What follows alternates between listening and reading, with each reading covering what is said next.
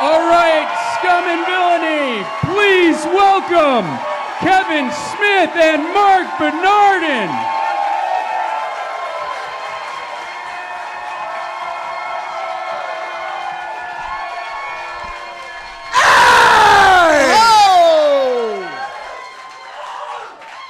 Welcome back, everybody, to the matinee, if you will. The Saturday afternoon matinee of FatMan Beyond, kids!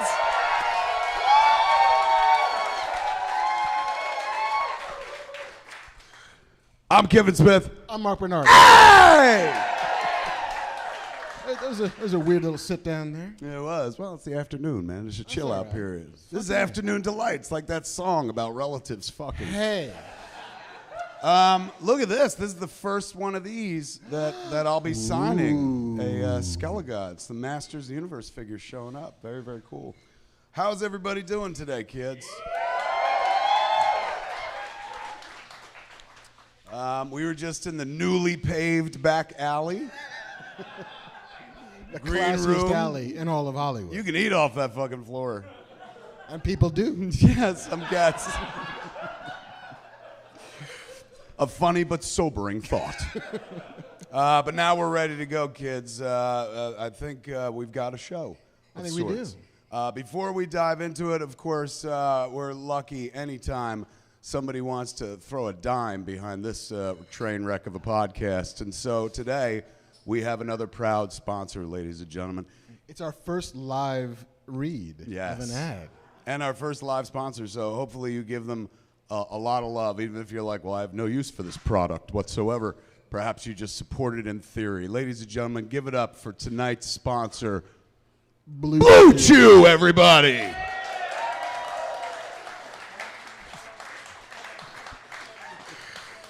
Now, for those of you who are like, what's Blue Chew? Tell them what they just applauded, Mark. Well, here's the thing. I think the ad copy is all about pitching tents. Yes. I believe. Yeah, they wrote jokes for us. So here we go. It's summer, camping season. Let's talk about pitching tents. That's right. This episode is sponsored by Blue Chew. Guys. Good. That's good copy, actually. Yeah, not bad, right? Yeah. It's about getting your dick hard. It's absolutely what Blue Chew does, man. Yeah. You chew it, you swallow it, and fucking party time shortly thereafter. How long does it take to kick in?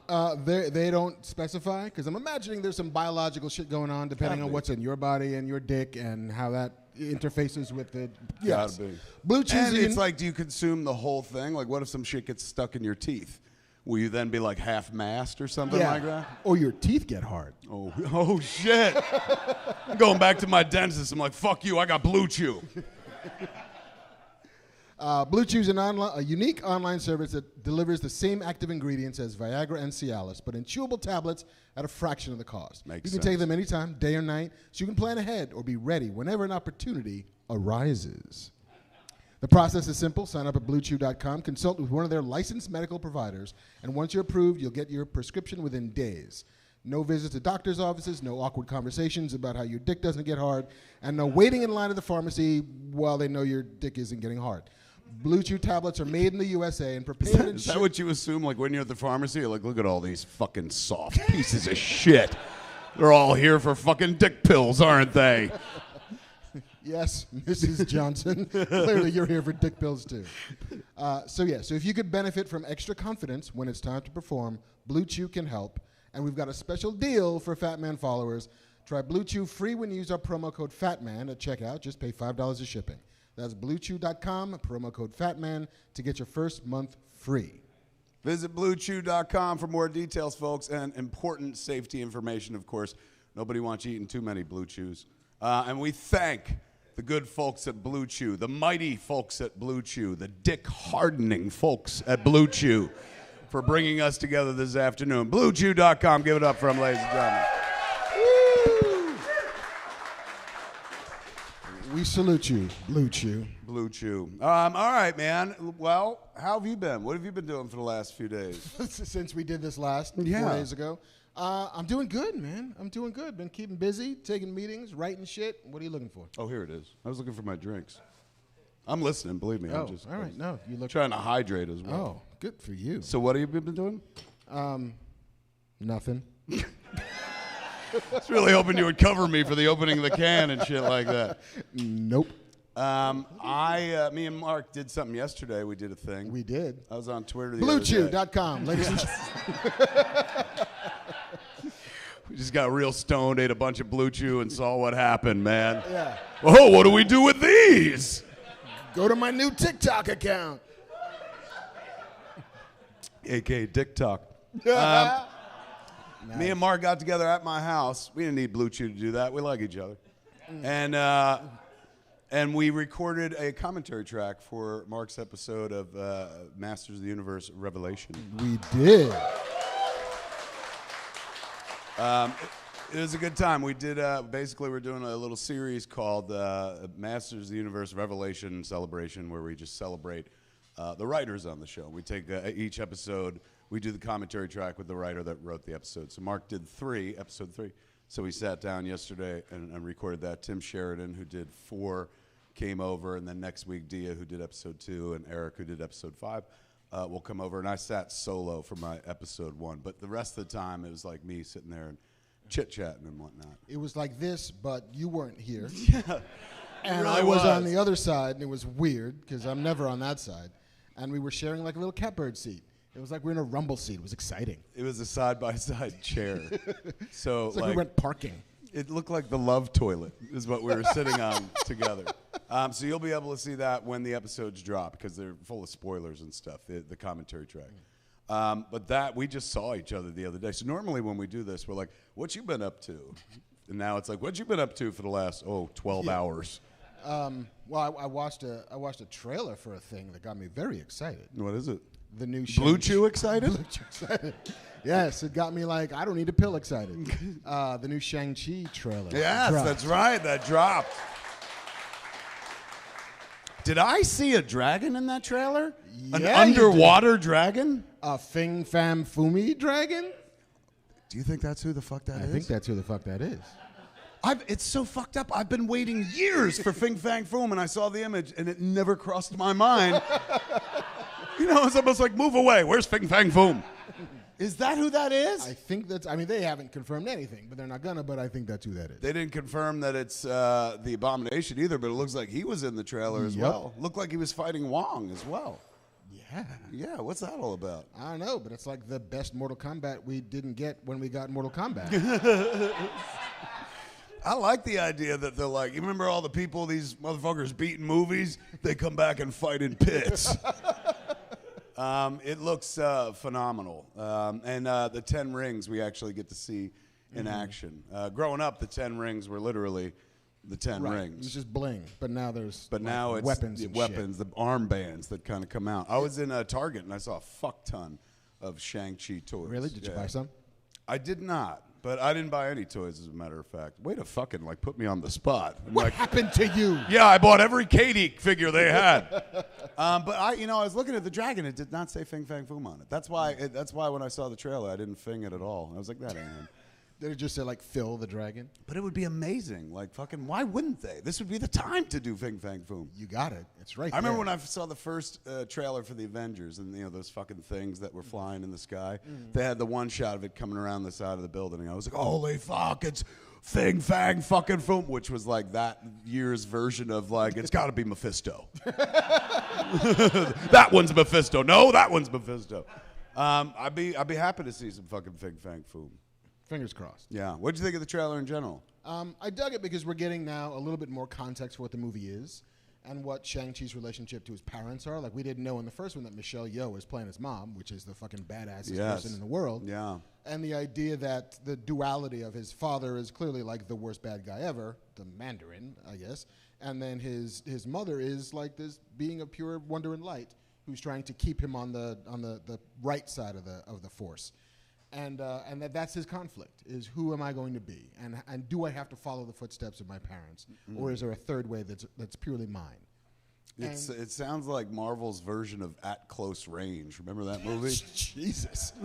I was going to go Star Wars, but sure, At Close Range. Yeah, I guess you're right. does sound a bit more like that than an obscure 80s movie that people don't remember. But it had that great tagline, You remember? see the jagged edge, it's just like that. Remember the tagline was like father, like son, like hell. Wow. They could totally rock that on the shit. You know, hey, Kevin Feige, use that for fucking free. From one At Kevin close to you. range. We see you. No, I dug it. I'm here for it. Yeah. For sure. I'm totally there for it. I'm probably there for it far more than I am the Eternals, although I'm there for the Eternals as well. But this trailer has me excited, whereas the Eternals trailer has me going like, what happens? Wait, what's the connection? Move aside. Is that Captain America? Like, I'm looking for the Marvel connection. Here, the Marvel connection's a little easier to find. Yeah. I mean, I'm betting the second Eternals trailer will have more context to it. Like, what is this about? Story trailer. Yeah. Not just, it's pretty. Yeah. It looks epic. What are they doing? They're epic. Yeah. Titans trapped on Earth. I don't know if you heard this. No. Tell me more. That's what I read today. They're like, they're Titans trapped on Earth. And I was like, right on. What does that mean? Yeah, still doesn't fucking. I still need Blue Chew. Come on. Yeah, I did watch that trailer. What have I been watching too? Yesterday was Friday, so Apple TV dropped Physical. Have you been watching the Rose Byrne show? No, I haven't been. It's fucking good. Yeah? Yeah, it has nothing to do with any of this shit and whatnot. But she, she's been in this kind of shit. Like, she was an X-Men, so it counts. It's good. It's totally worth watching. Is it? Do they just play the Olivia Newton-John song over and over again? They haven't done it yet. Really? Well, they're gonna wait till episode fucking 10 and be like, let's get physical. We're like, that's the title. That's the round they're keeping in the chamber. That's what I would do. A 1980 Olivia Newton-John song. Like, oh, wait till they get there. Yes, they're like, we're gonna surprise them with this. I watched that. I haven't really been doing. I've been doing a lot of writing this week. Been writing with the kid. The kid and I are writing the script, and we finished it. We finished the script together. Yeah, which was nice. Pretty weird experience. Writing with somebody who came from my balls at one point and shit. Like, periodically, I was looking at shit she wrote, and I was like, this shit wouldn't exist unless, like, I found your mother fucking hot. Like, it's how we got there. It's how I got a co-writer, man. I fucked her into existence a long time ago. And Lord knows she did the opposite with the script. She really unfucked it, man. Like, she got, I think did I talk about it last week? No. I didn't? It was so fucking heartbreaking. It was a moment, and then I was like, we learn from these moments and grow. I had this fucking career. I stand before you as somebody who's been here since the fucking mid-'90s, where in the beginning of my career, and for a long, long time, as a matter of fact, people would be like, oh, he writes the most natural dialogue. He writes the way fucking we sound, man. Like, we're 20-somethings, and he fucking sounds like us. And, I built a fucking career legitimately off of that. So here I am writing a script with my 20-something kid, and I hand her some shit I write with dialogue for 20-somethings. And she goes, Dad. Bro. No 20-something sounds like this. She's going, they all sound like 50-year-olds. And I was like, you're out of your fucking mind. I said, I am known for my 20-something dialogue. She was like, in your 20s, bro. And I really had to, like, face the facts that, like, I don't write for young people anymore. My characters age up with me, generally speaking. Masters of the Universe was great because it was fake Shakespeare's fake spear. So you don't have to write, fucking dialogue that sounds like, oh, this is what a fucking giant talking tiger would say in the real world, So here, though, you have to actually worry about how people sound and stuff. And she was like, let me write it. And I was like, okay. And she wrote it. When she flipped it back to me, I was like, this is what 20-something sound like? I would never want to hang out with a fucking 20-something.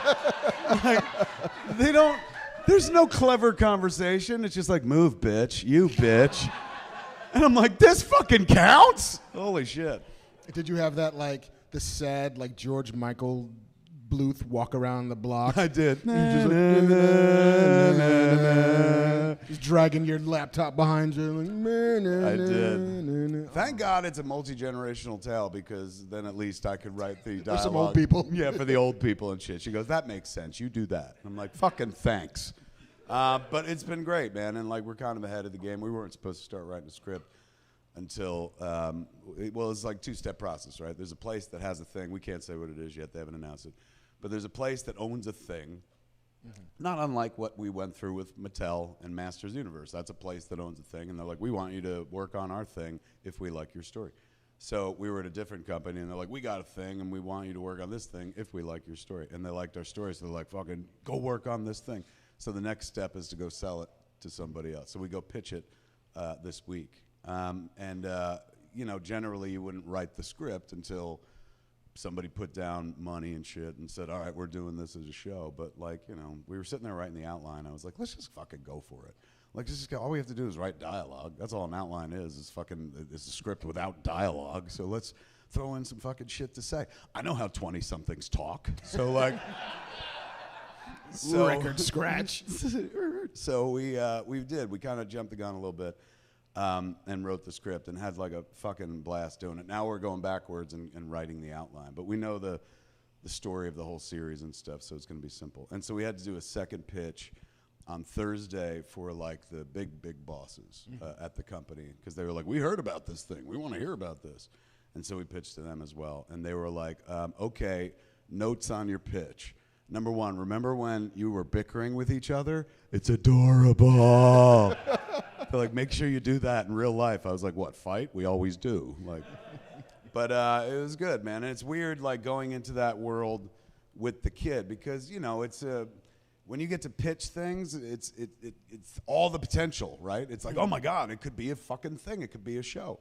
Or it could be absolutely fucking nothing. And I've been around for a quarter century or more at this point, so I certainly know how to fail. You know, I made yoga hosers. I really know how to fucking fail.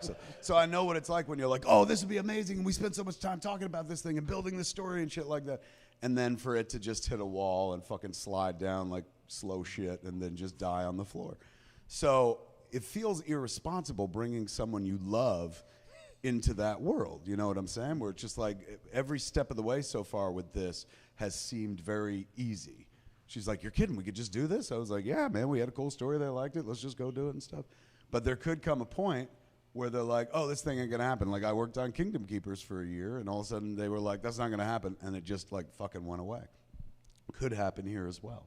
And then I'll be fucking responsible for like breaking her heart. Like, you told me there was hope in this world and shit.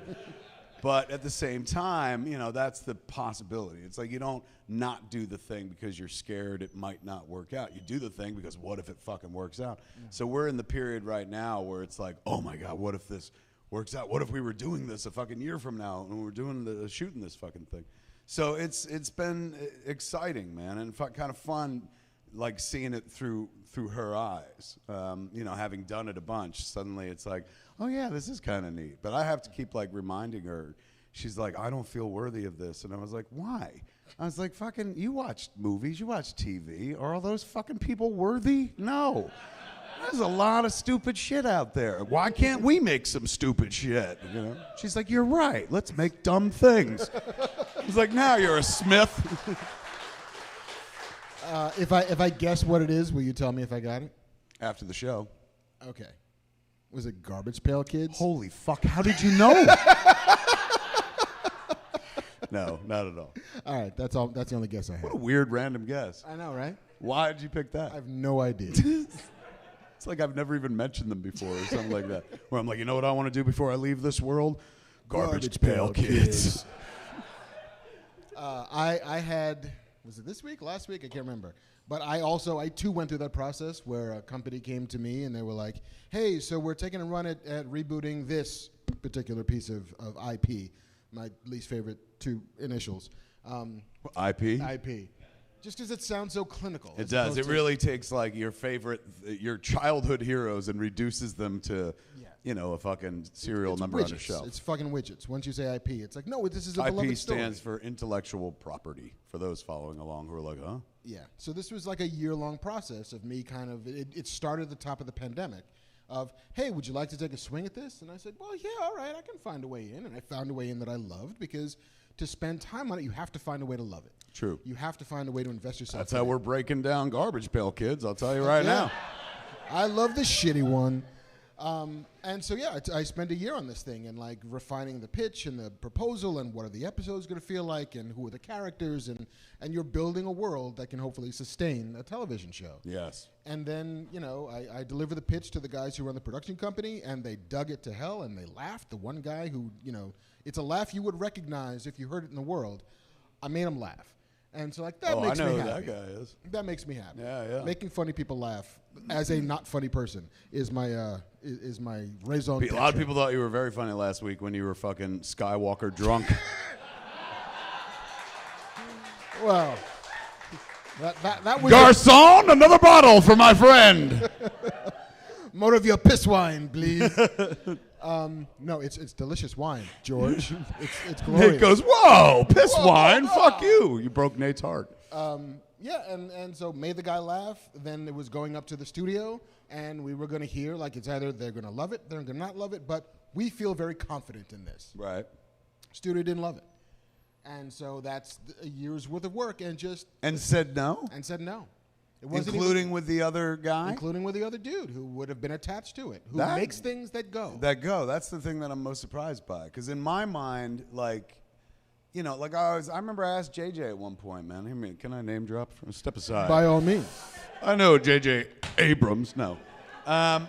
One time I was like saying to him, I was like, man, like I ain't like you, where I can just walk in and be like, I want to do a show, and they do the fucking show. And he's like, you think that's how it works for me? I was like, yeah, man, look how many shows you got. And he's like, you know how many shows I pitch?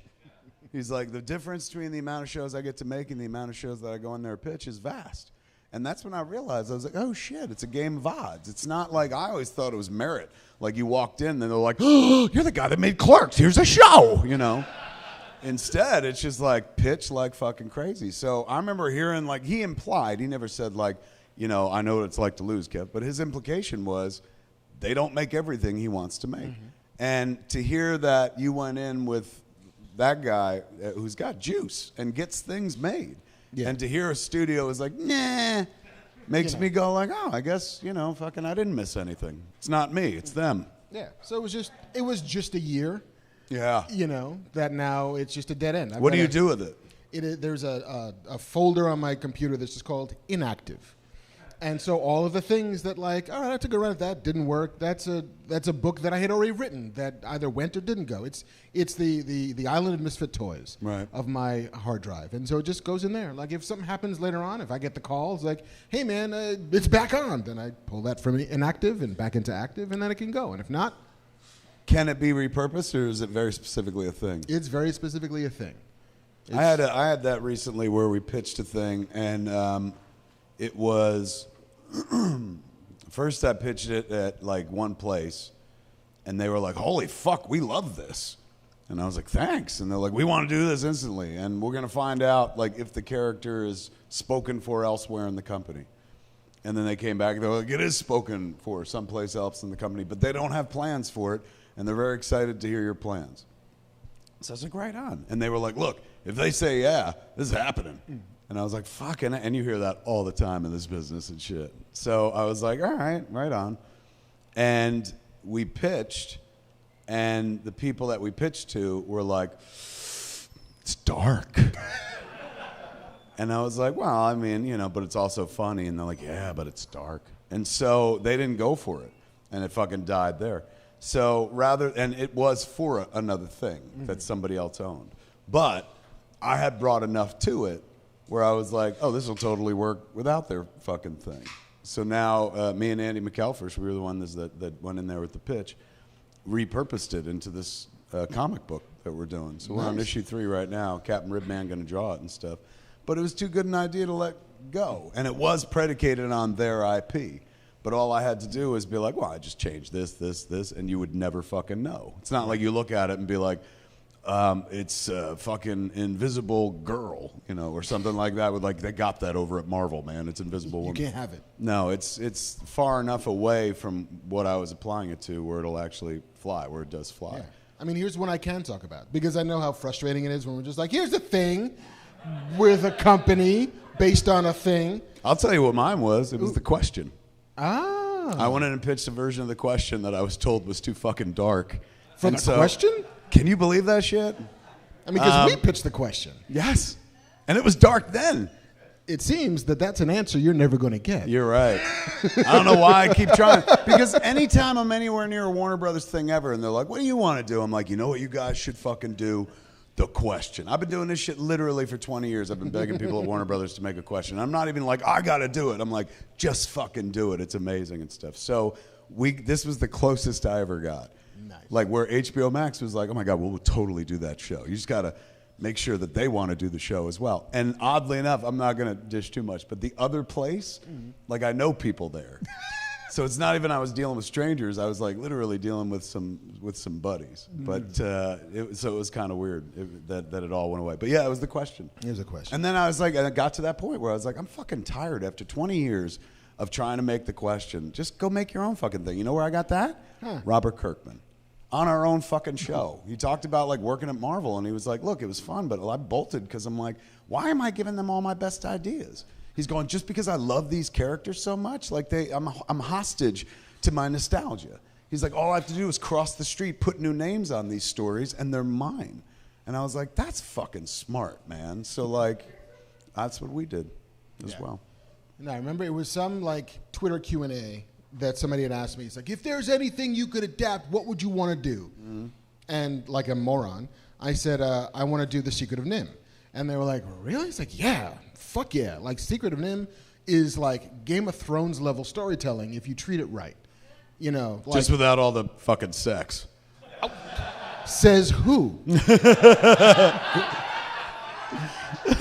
So whatever, just fucking one tweet. Like father, like son, mice fuck. How do you see? That's the secret of How NIMH. do you think there are so many mice? And so like that was it. It's fucking 180 characters. I fired off into the world, and then this producer who I guess follows me like DM'd me. He's like, "Are you serious about that?" I was like, "Yeah, I'm serious about that. I've loved that fucking the movie since I was a kid, and that movie is dark as fuck." And science and rats and ethics and sword fighting and magic, that's all badass. Do that. And he's like, well, I'm currently talking to some of the people who have the rights, and we're trying to make a thing with it. Do you want to talk? And I was like, fuck yeah, I want to talk. Got on the phone with him. Well, no, I had coffee with him. This is when you could have coffee with people. Right. And like, went out to coffee, and I just fucking talked for like a half an hour about what I would do with it. He's like, great. 2 weeks later, can you be on the phone in 10 minutes with Don Bluth, who directed the original movie in 1982? Yeah. I was like, fuck yes, I can get on the phone with Don Bluth, who is, and I'm always concerned when I'm getting on the phone, when I'm talking to the originator about a thing that I want to fuck with. Right. And as a person who's made things, I understand completely how you get tight about that. How you're like, well, the way I made it was the way it should be. But if you're coming in as an adapter, which is what I would be, right, I would have to be able to take liberties with it. Like the idea that I have is bigger than what that movie was. It's bigger than what the novels were. And not better in any way, just bigger. It's broader. It needs embroidery on the edges. And so to get on the phone with the guy who, you know, is the godfather of it, and see how he would respond to me saying, no, it's Game of Thrones. Well, what's Game of Thrones? All right, well, sit down. There's a lot of incest. It's just like A Secret of NIMH, but more rapey. I don't know. Like dragons and rape, I guess. Yeah, sorry. But like just walked him through my ideas for it. He was like, no, I totally see it. It's like, would you, is it a sequel? I'm like, no, it's like a reinvention. I think you need to reintroduce an audience, especially a young audience, to what this is.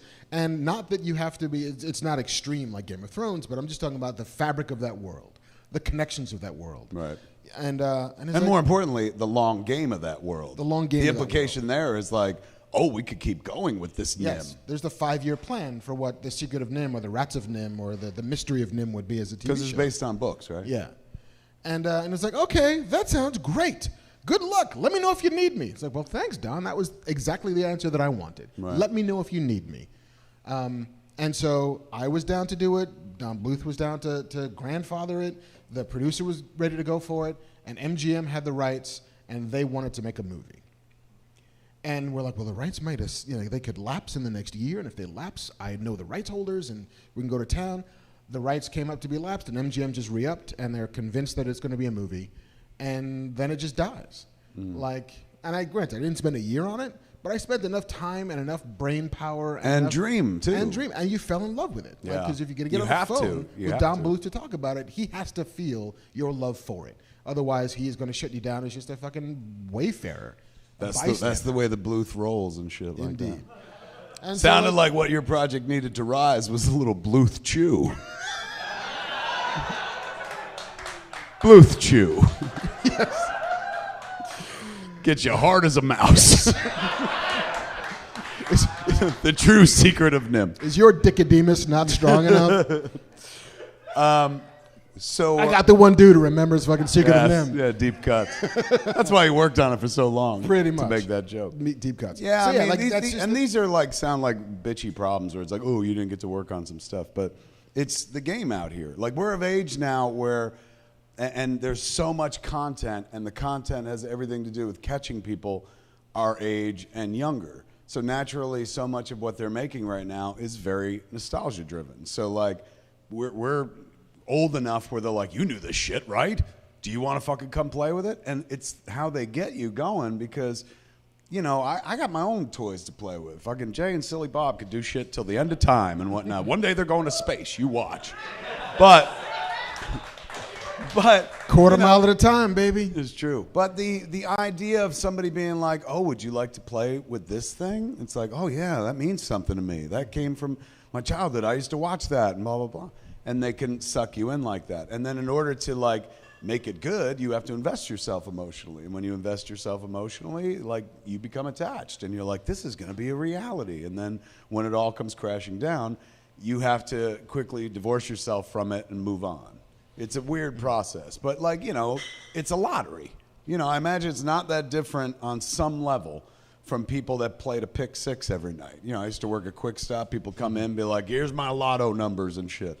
And, you know, it's like live in hope, die in despair each and every time. Like where they'd spend like $40 to $100 a day on lottery numbers and like they'd come back and do it the next day. And, you know, same difference. Where I told the kid, I was like, this ain't a given. This is a lottery. We go into a room and we pays our money, takes our chances. We hope that we walk out of there fucking winning, but like it ain't necessarily the case. Yeah. So like yeah. one out of every 10 of those will go. Yeah. If that. And only to like, oh, we'll let you write a script. Right. And then it dies there sometimes. And like the JJs and the you know, Berlantes, they're 3 out of every 10. 4 out of every 10. I've never wanted to be somebody more in my life than Greg Berlanti. I assume Greg Berlanti doesn't even walk into the room. He just touches the door handle, and they're like, we'll take 2 seasons. Like, the magic fucking touch. I saw him working. They just announced he's working with Robert Downey Jr. Yeah. Huge. It's huge. I don't know if you know the guy. He's an actor. Of some note. I've heard tell. But, like, even he, like, doesn't... There's some shows he goes out and pitches that don't go. Like, he's a slugger, he's a Hall of Famer. Yeah. But even the Hall of Famers are batting 400. Could you imagine you walk in, you like Greg Berlanti's like, I'm going to do your show with you. And you're like, oh, my God, I want to be so fucking rich. Like, this show's going to run for 10 years. And you're in the one room where they're like, not this time, Greg. Because then Greg's track record is so good, he could always be like, it was you. I hope you didn't buy that boat. But I bought the boat already. Oh, good Lord. The other thing I did this week is I watched the 3rd episode of a little television program called Loki. Oh, that's right. Let's stop lamenting about our jobs and get back to our other job. Yes, we all watched Loki, didn't we? Right? We all did? Okay. If you haven't watched... I don't feel like you watch Loki. Oh, no! We're going to spoil the fuck out of it, man. I'm sorry. Kids, if you haven't watched Loki, cover your ears at home. If you're here in the bar, go to the bathroom. Loki had its 3rd episode, its 3rd of 6. Yes. So we're at the halfway mark now. Yes. And it was an episode I feel like I could have directed. Because it was 2 people sitting around talking to each other for most of the episode. I was like, shit, I used to do that in a convenience store, man. Like, break me off some of that Marvel money. It was very much my dinner with Loki. It very much was. Right up my alley and shit. Speaking of right up my alley, they finally said, like, this guy's bi as fuck. Yes. Never mind the Bifrost. Fucking bi Loki. Now, everyone on the internet was shocked, but I'm like, come on. Fucking since the... He's British. Come on. And also, he's fucking Loki, the god of mischief. You know, he'd be like, take your dick out. Ah! You know, and fucking run away. And you're like, oh, fuck, I got fooled by the fucking god of mischief. I just assume he would fuck everything. He seems like Zeus kind of in Greek mythology. He turned into a fucking cow or even like a golden shower, which sounds way hotter than it was. Yeah. But I just assumed if you're like a god, if you're an immortal, don't you just fuck everything? I imagine like every god is like Mick Jagger. Yeah. Who's just like, you know what? I fucking live this long. I'm gonna fuck everything. Why wouldn't I?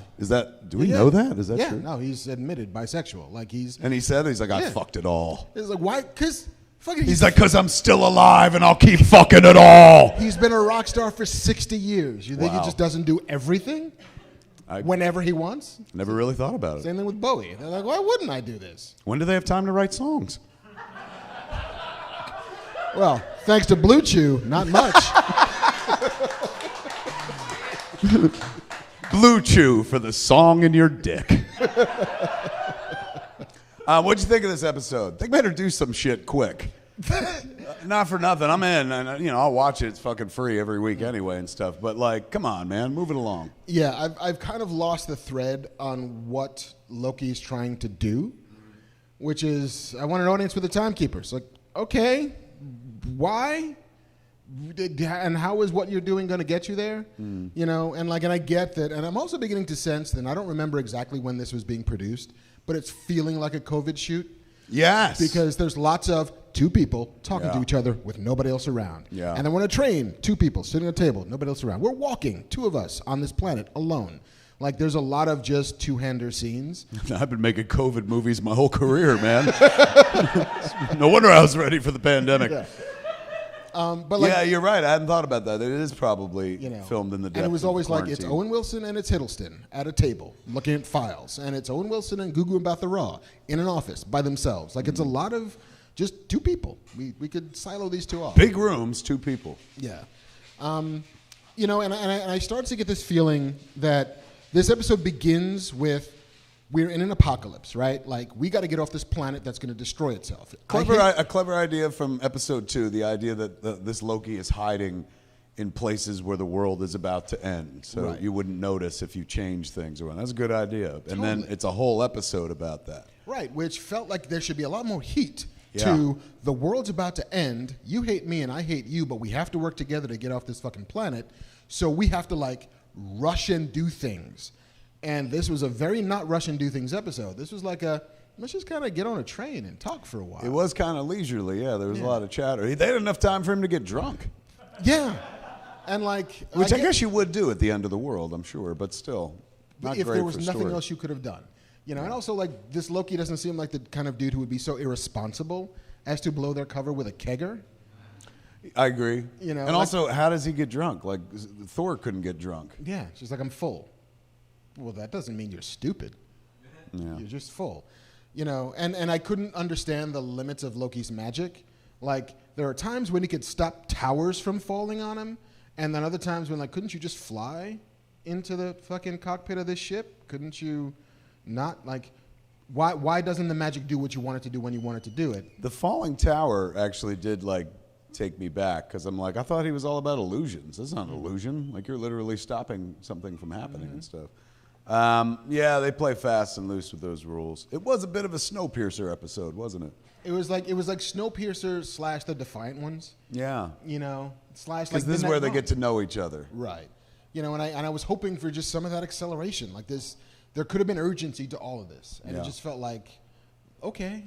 How did it end? That's never a good sign. If I watched this only a few days ago and I don't remember what the big cliffhanger was. It kind of didn't have an ending because the ship they were supposed to get on blew up. That was the ending. And then it's just like, okay, what do we do now? Credits. Yeah, they were like, we're fucked. Credits. Yeah. So I mean, listen, I enjoy Tom Hiddleston so much that I just like watching him do shit. I would absolutely agree with that. He's so charming. I'll sit there and watch it. Yeah, but it's just like. And I felt this way a little bit, as you may remember, about WandaVision, of just be what you're going to be and tell me the kind of show you're going to be and start moving and start getting us there. And WandaVision was interesting in its oh, well, she's just in this weird place. More mysterious too, because at least you, as frustrated as you would get, they were still like doing a thing where you're like, oh, I've never seen. They're doing a sitcom. Like it looks like the sitcom I grew up in.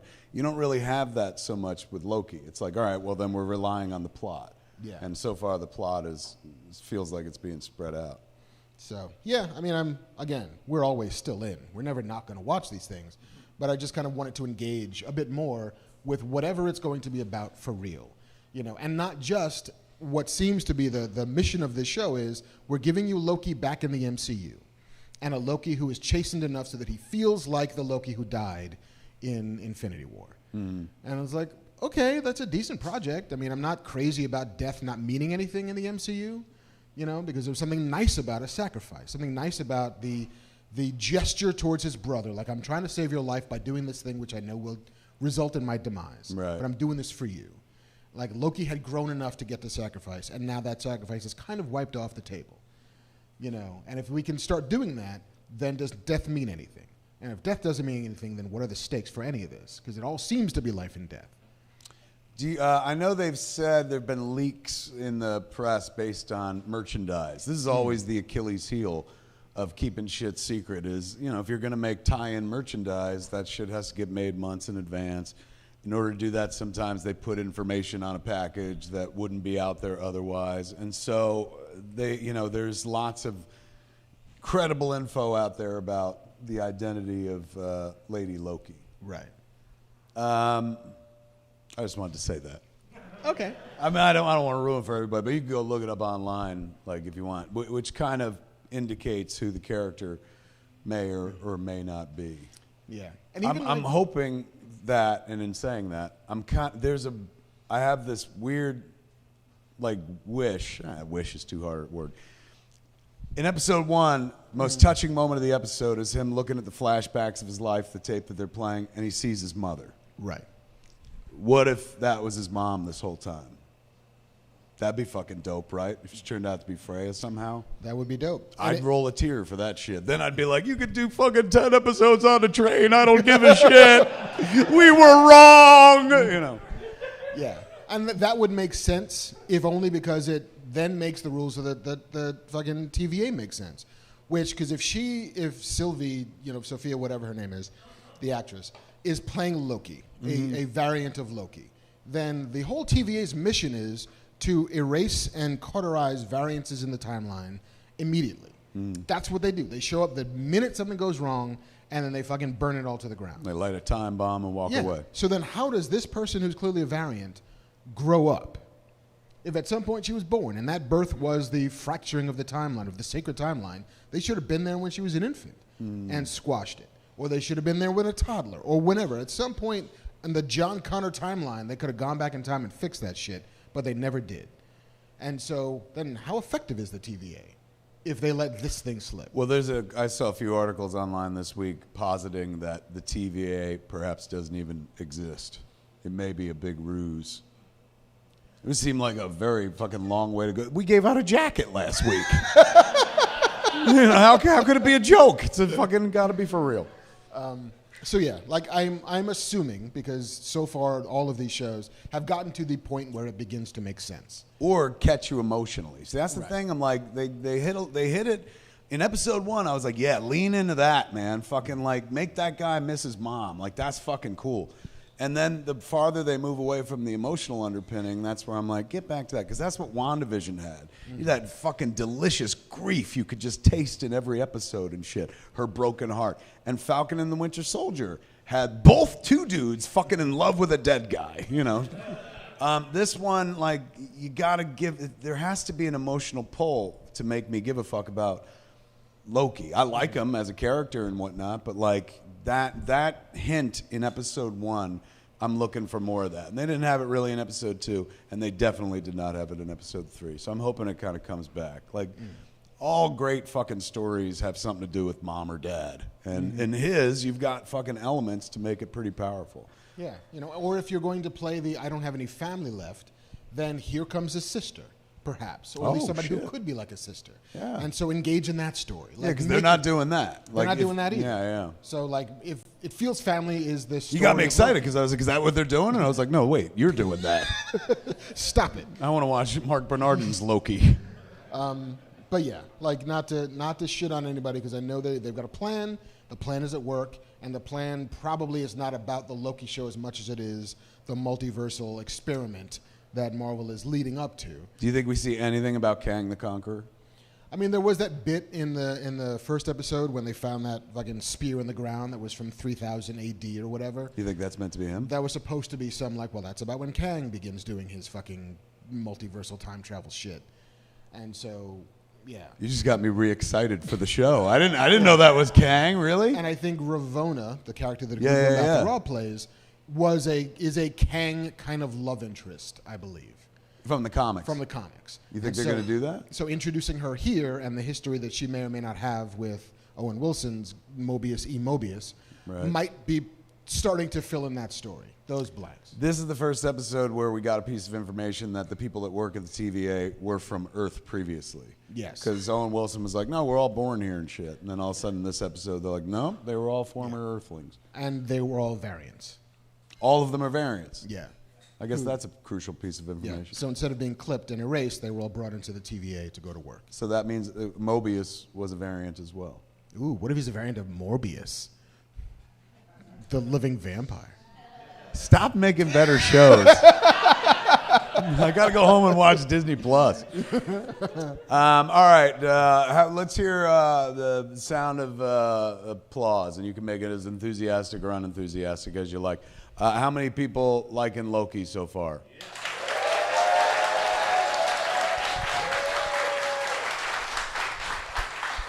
How many people not liking Loki so far?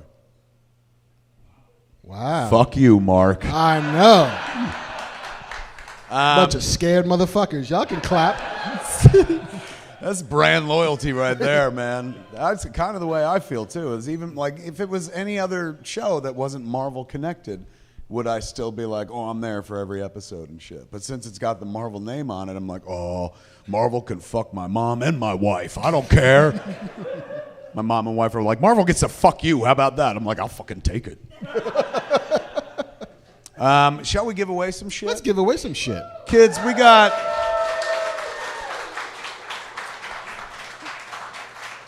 Let's start, you know what, we could start with this box ready. Well, first off, how do we do it in an orderly way? Hey, Bamf Man, can you appear? Bamf. Give it up for Bamf Man!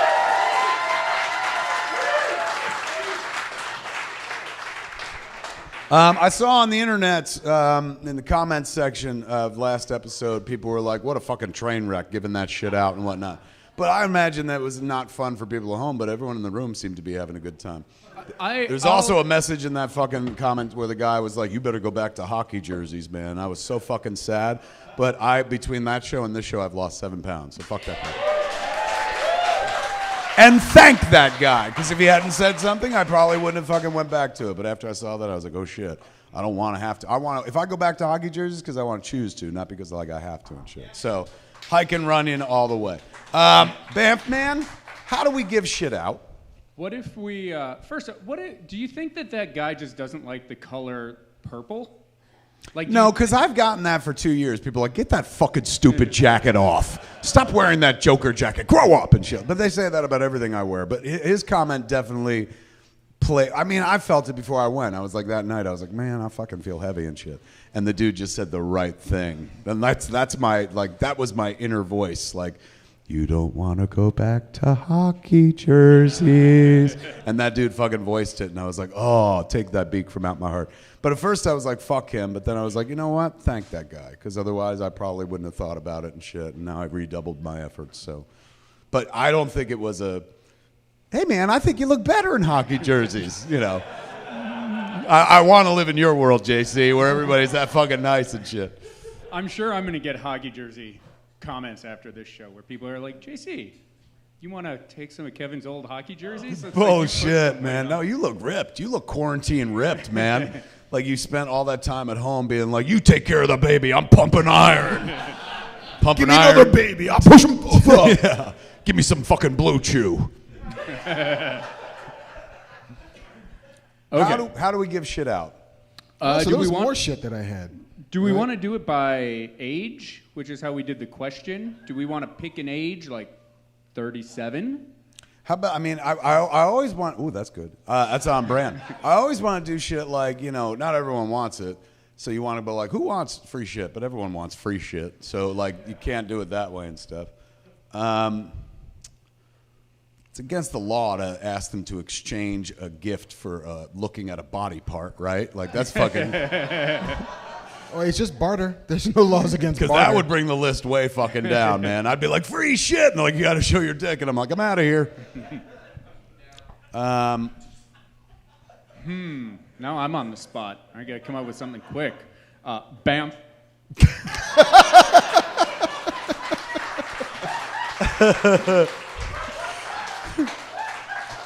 We're alone. I know. Where'd he go?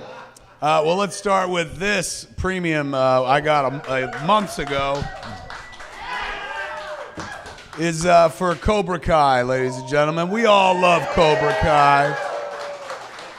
And they gave out a gift box. Now, the difference between most gift boxes, like the other day, we had a bunch of cardboard gift boxes, very nice and stuff, and I urge people to take them. This one, listen to this shit. It's made of fucking wood. Well, because you got to be able to fucking chop it. But why would you chop something this nice? You could put weed in here. Well, it's Cobra Kai. It is Cobra Kai. We take the lid off, and this lid is going to, like the box itself, is going to belong to somebody at the end of the night, ladies and gentlemen. Hey, nerd, fuck you. No. There are two kinds of people in this world, Miyagi-Do people and badasses. The choice is yours, and now you can wear it with pride. To score all the hottest babes or hottest dudes, if that's your thing, just take a photo in your sweet new reversible dojo jacket and send it to the internet for Cobra Kai series. I hear it helps if you hash brown it. Hash brown, it's supposed to be, you know, fucking Sensei Lawrence. Because he's not hip enough. So use Team Cobra Kai and Team Miyagi-Do, depending on which way you swing. Then sit back, relax, and raise your tall boy to a new year and a new season of Cobra Kai. Oh, yeah, here's a little free advice for 2021 from Uncle Johnny. Don't be a pussy.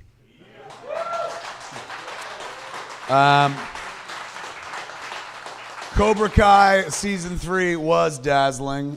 Can't wait for the beginning of Season 4, which I guess they're shooting right now, right? Mm-hmm.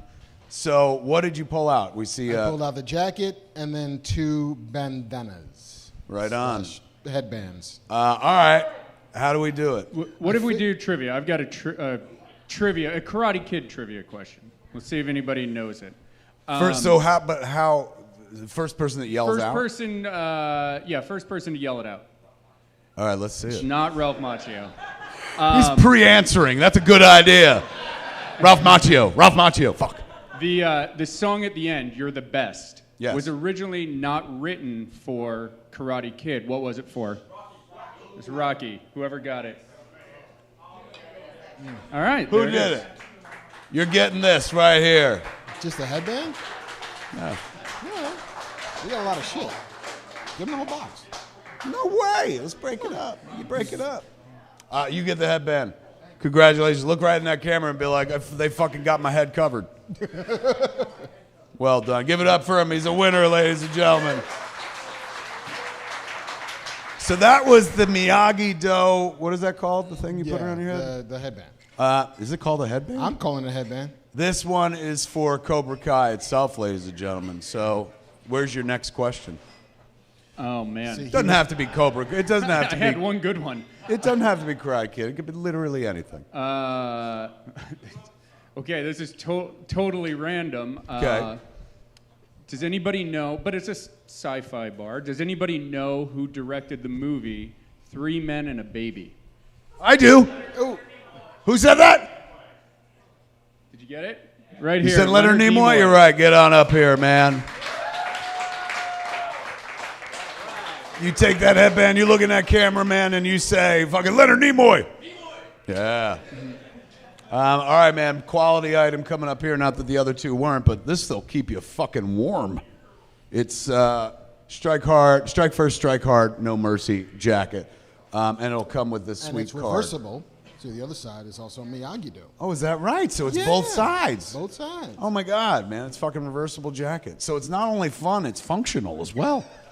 All right, you got to come up with another question, JC. Okay, Leonard Nimoy sang. Guy's fucking one-track mind, man. Leonard Nimoy had a semi-famous song about another big franchise. Whoever got it.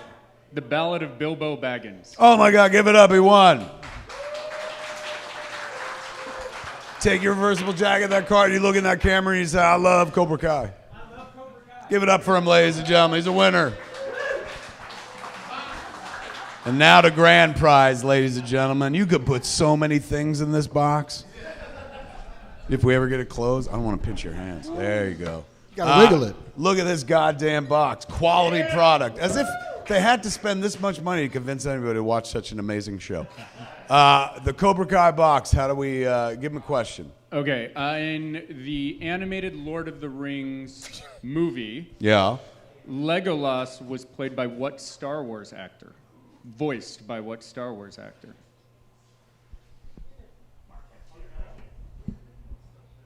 It is not Mark Hamill. Not Mark Hamill. FatMan is shaking his head no.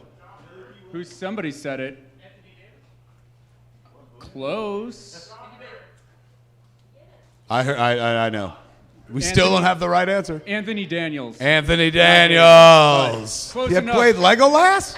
Anthony Daniels voiced Legolas in the Lord of the Rings animated movie. Oh, look at that. That's useful information, man. Give it up for FatMan. That was good. Come get your box, Fox.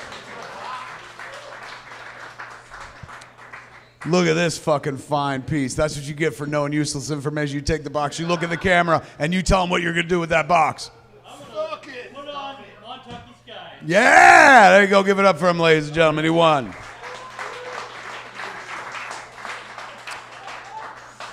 Who needs a t-shirt? Manscaped. Large. T-shirt? Yeah? Bam. Well done. People really win. We did this on the show a couple weeks ago. It's the AIM box, the Advanced Idea Mechanics, from the good folks who make MODOK, the Hulu show. Inside, there's a bunch of shit, so we'll give out this shit right now. There is a AIM welcome new recruit. Looks like probably a blank book. Yes. Blank book. Who wants? Bam. Book. You're a winner. Give it up for him, ladies and gentlemen. This is an AIM stress ball. Oh, I saw that hand go up to all you. Oh, shit. What, right between their heads. This is why I never get invited out for first pitch. Give it up for him, ladies and gentlemen. He caught the ball somehow. This is one of them MODOK / AIM, like, cup drink. Yeah? Over here, this guy. I see you. You saw him? I I'm saw not going to him. throw you. Come on up, man. You got to give some love to the wings, man. All right, so we'll do that. You do the next one. I'll do the next one. Give it up for him. He won, ladies and gentlemen. Who wants an AIM lanyard? AIM lanyard with the badge. Bam. There you go. And this, ladies and gentlemen, a can cozy. A MODOK can cozy. Right back there. Pew. It went the other way. Is that everything in the box? And then, ladies and gentlemen, a sweet-ass box. Who wants that? Yeah? Come on up. You get it, man.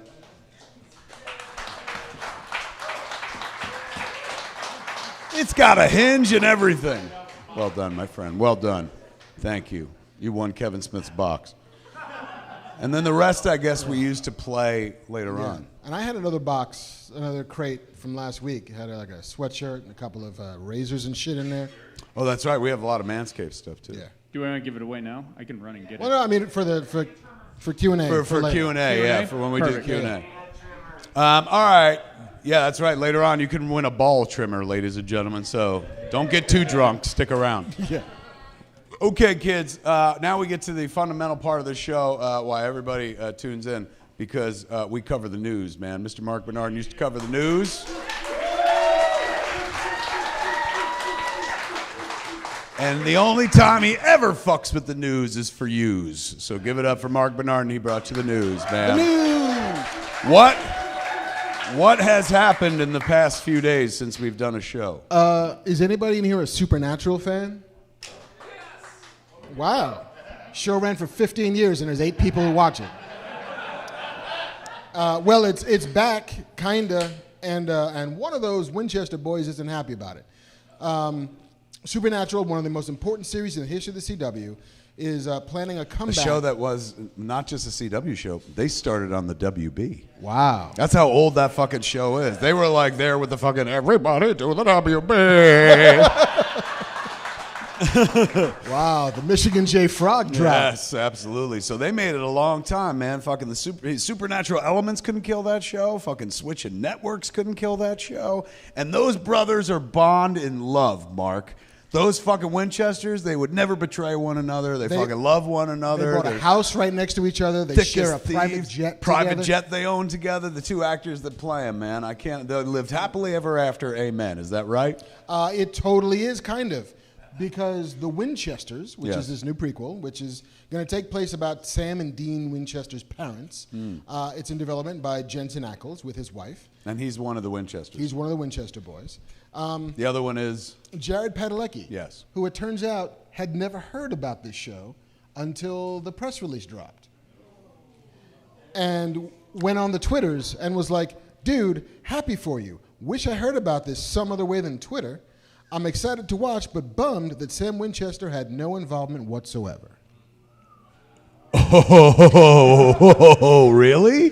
Yeah. Because, I mean, you imagine those 2 dudes know each other well enough where the one dude could call the other dude and be like, hey, man, what the fuck? But instead, he went public. Yeah. And like the one dude, the Jared Padalecki dude, he's got a show on the Walker? CW. Walker, Texas Ranger. So, like, he might be busy making money, walking through Texas, I guess, whatever. But, like, he hadn't heard about this show, and you'd think How do you not... Like, walk next door and be like, hey, man, guess what I'm doing? You want a piece?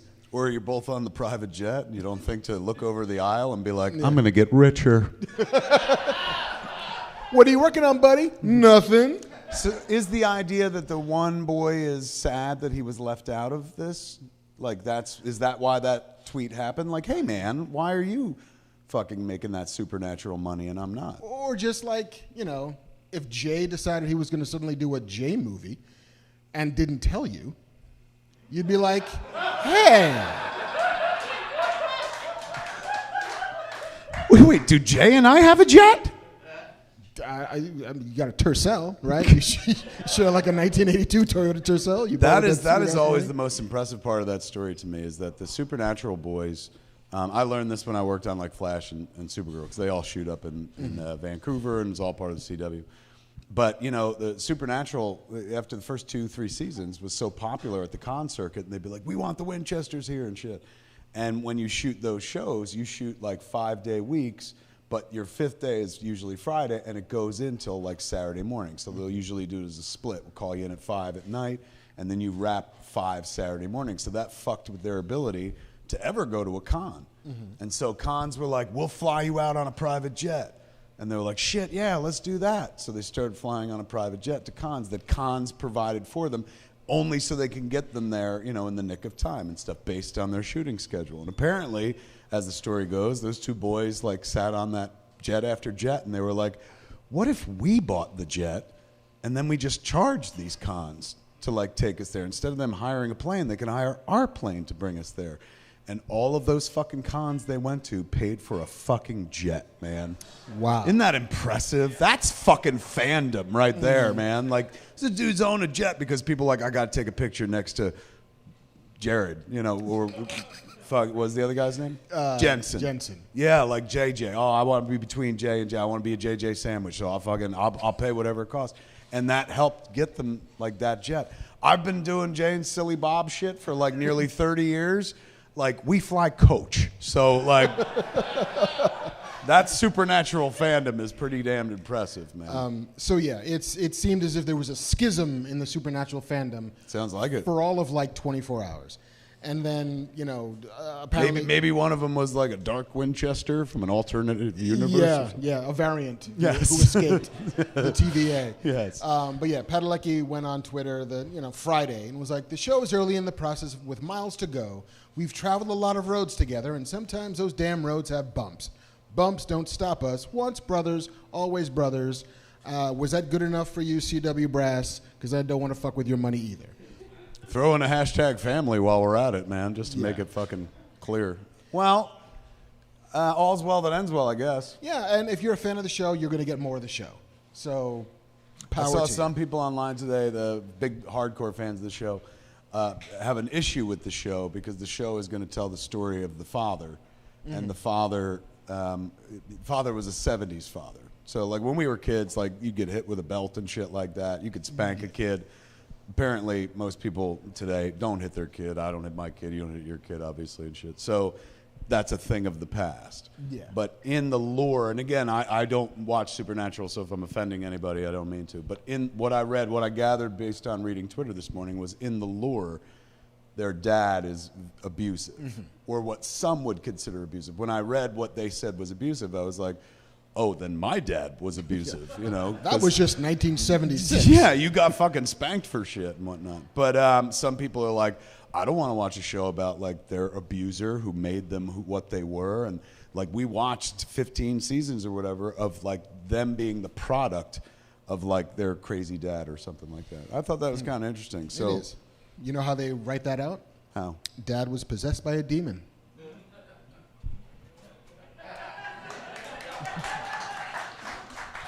Which is why they became demon hunters when they grew up, because fucking it's the original sin. Hire this man. It's a good idea. Well, glad that it all worked out for the boys, but it's kind of crazy that one didn't mention it to the other at any given time. Because it's not like he had the idea and that minute called the CW and they're like, yes, we're telling Deadline today. It would be akin to like you finding out that I do a show across town on like fucking Wednesday nights called FatMan Beyonder. That you'd kept the secret from me for like 7 years. And you're like, hey man, happy for you, bro, but might have mentioned it. And like I got a flat tire and stumbled into a bar and there you are behind the bar with some other dude. It's like, who the fuck is that black guy? I'm like, I know more than one. Fucking Tracy Jordan is back there? Son of a bitch. Who's that black guy? I'm the captain now. What other...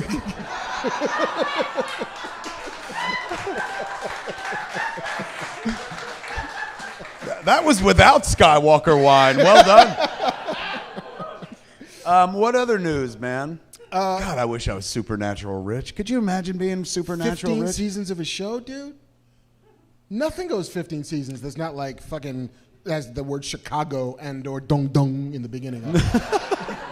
Budgets for shows go down, too, the longer they're on the air. Yeah. But that show was so, like, since it had been up and running for 15 years, they had amortized every cost. So the show was, like, incredibly inexpensive to produce. The biggest expense, from what I understood, was their salaries, because they'd been on the show for so long that whenever they re-upped pretty damn powerfully and stuff. But it was, I know there's a huge army of Supernatural fans. But for most cats, like when you said, hey, who's a Supernatural fan? And there wasn't a lot of reaction.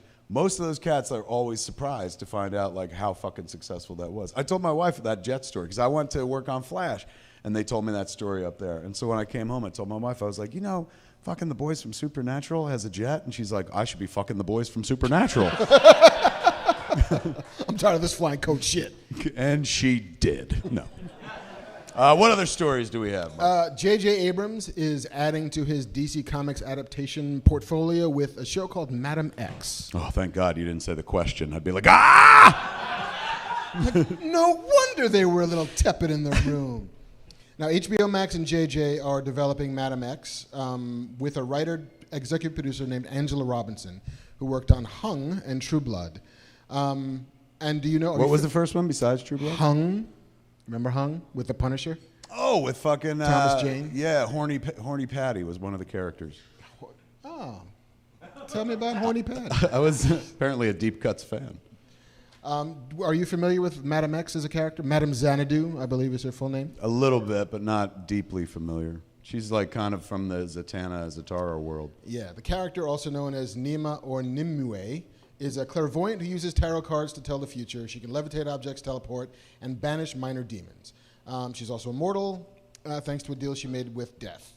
And so apparently she was also in Swamp Thing, where she was played by Gerald Prescott. In the Swamp Thing TV show? In the Swamp Thing TV show. So basically, JJ is coming for all of your toys. Well, once you bring JJ over to Warner Brothers and pay him a king's ransom, like, Yeah. I'm sure that whatever he wants to do, they're probably going to be like, yeah, let's give it a shot. I'm sorry, somebody wrote on the Revelation figure, please sign both, and I don't know what that means. There's only one figure. Is this a trick question? It's for Mark to sign off. Oh. So then Kevin Conroy, I believe it would be like, please both sign. Oh, which you did right, my bad. Anyway.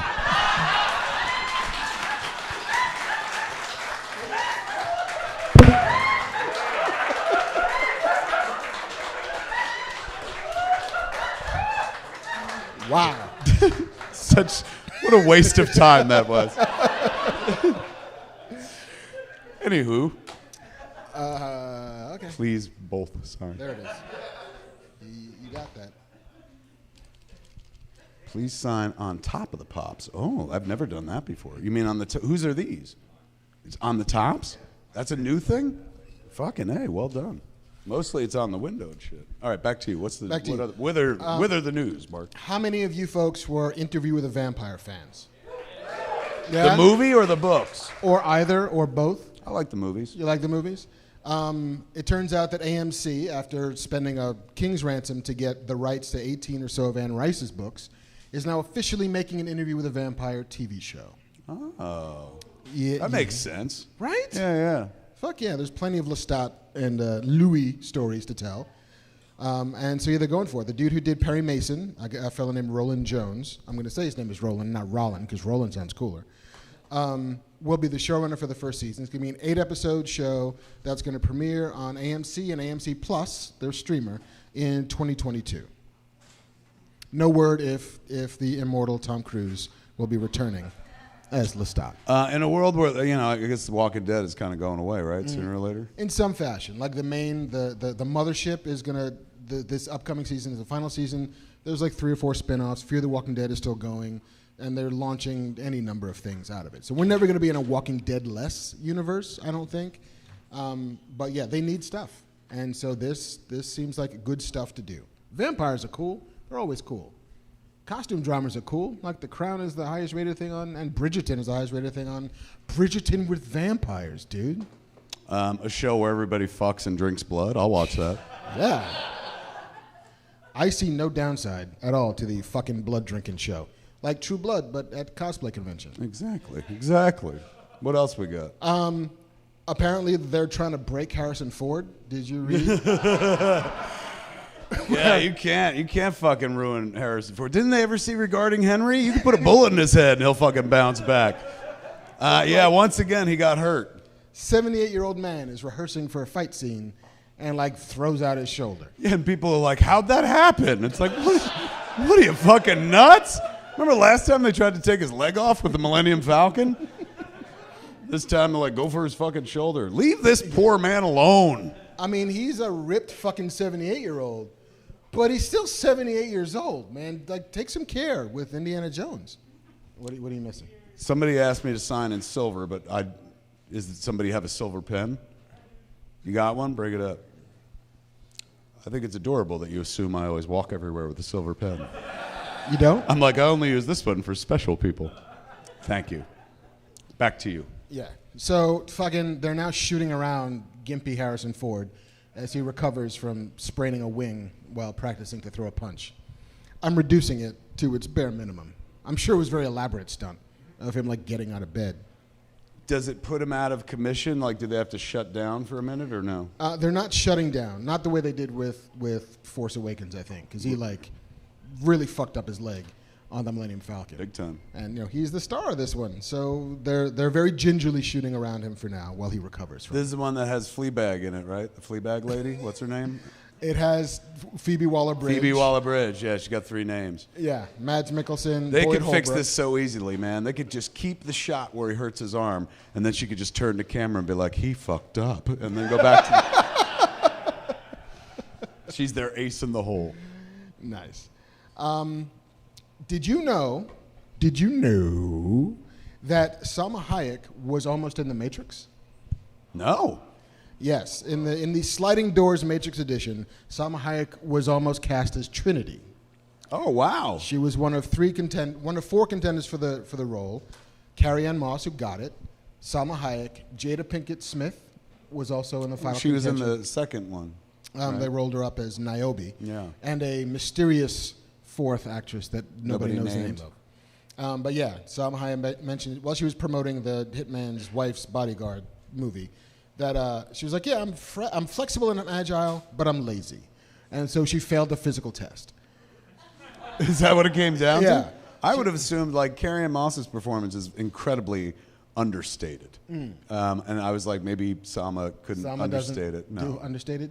I don't think so. I think she's very like present and stuff like that. Yeah. Is that why? Because she couldn't do a fucking bullet time flip and shit? According like to that? her, she said was her inability to pass a physical test that lost her the part. I never really went to the gym. They said, you have to run. I go, to where? I couldn't even go around the room once. They never called me again after that day. Wow. Yeah. That movie came out in 99. Mm-hmm. So did Dogma. Ah. I think I know the movie she did instead.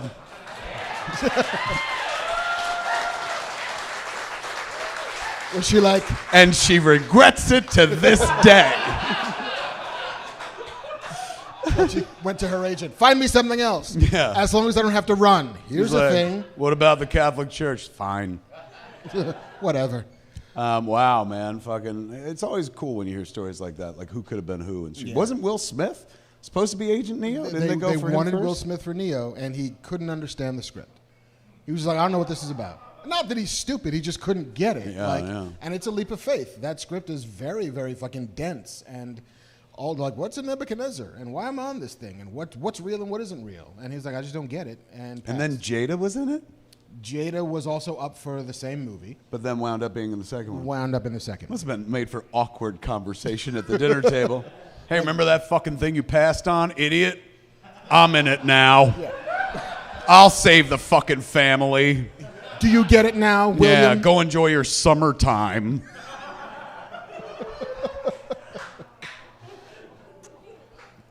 Anyway. Anyhow, I think the last story, is it the last story? Yes. Last story of the day is that George Martin, it turns out, was also unhappy with the way the Game of Thrones TV show ended. George R.R. Martin? Yes. Yeah, I mean, I never thought he was very shy throughout the whole process of being like, look, they do shit that I'm not into. So I can't imagine he was delighted with the end of that show. Yeah. Was he like, look, they should have really fucked up Cersei. Her dying in a fucking like falling roof, it was a real cheat. I wanted to see her head getting off by a dragon.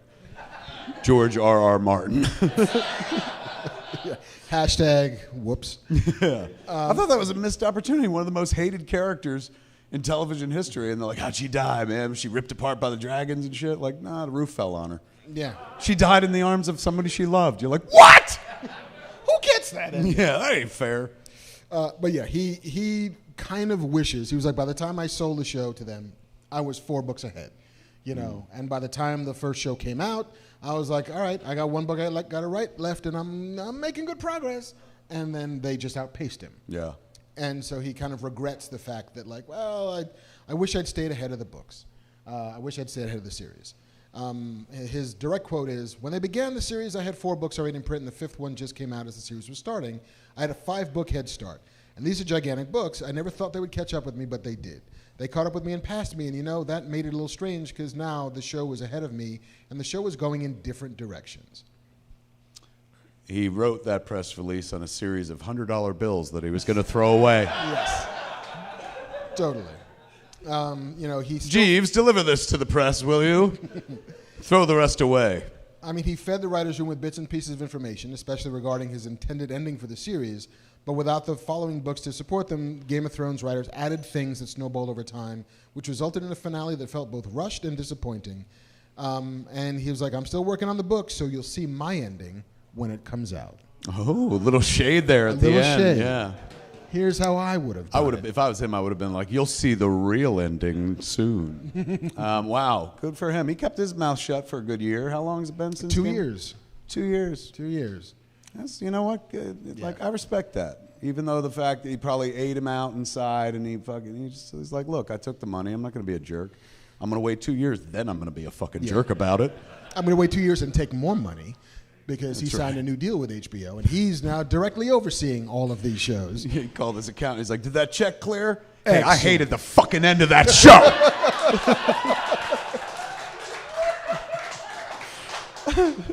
I can identify with that. What else we got? That was the last piece of news? That was the last piece of news, my friend. Look at that. Nobody died this week or anything? Thank God. Yeah, I don't think so. Did anybody die that I Our missed? childhood's still intact. All right, give it up for Mark. He got the news for you. News. Is the chat saying that I left something out? Yeah, hey, Banff, man, what's going on in chat? Banff. For the last year, me and Mark were always so preoccupied with chat because that was our only audience. How are they in chat? One of us was preoccupied with chat. I was like, what are they saying?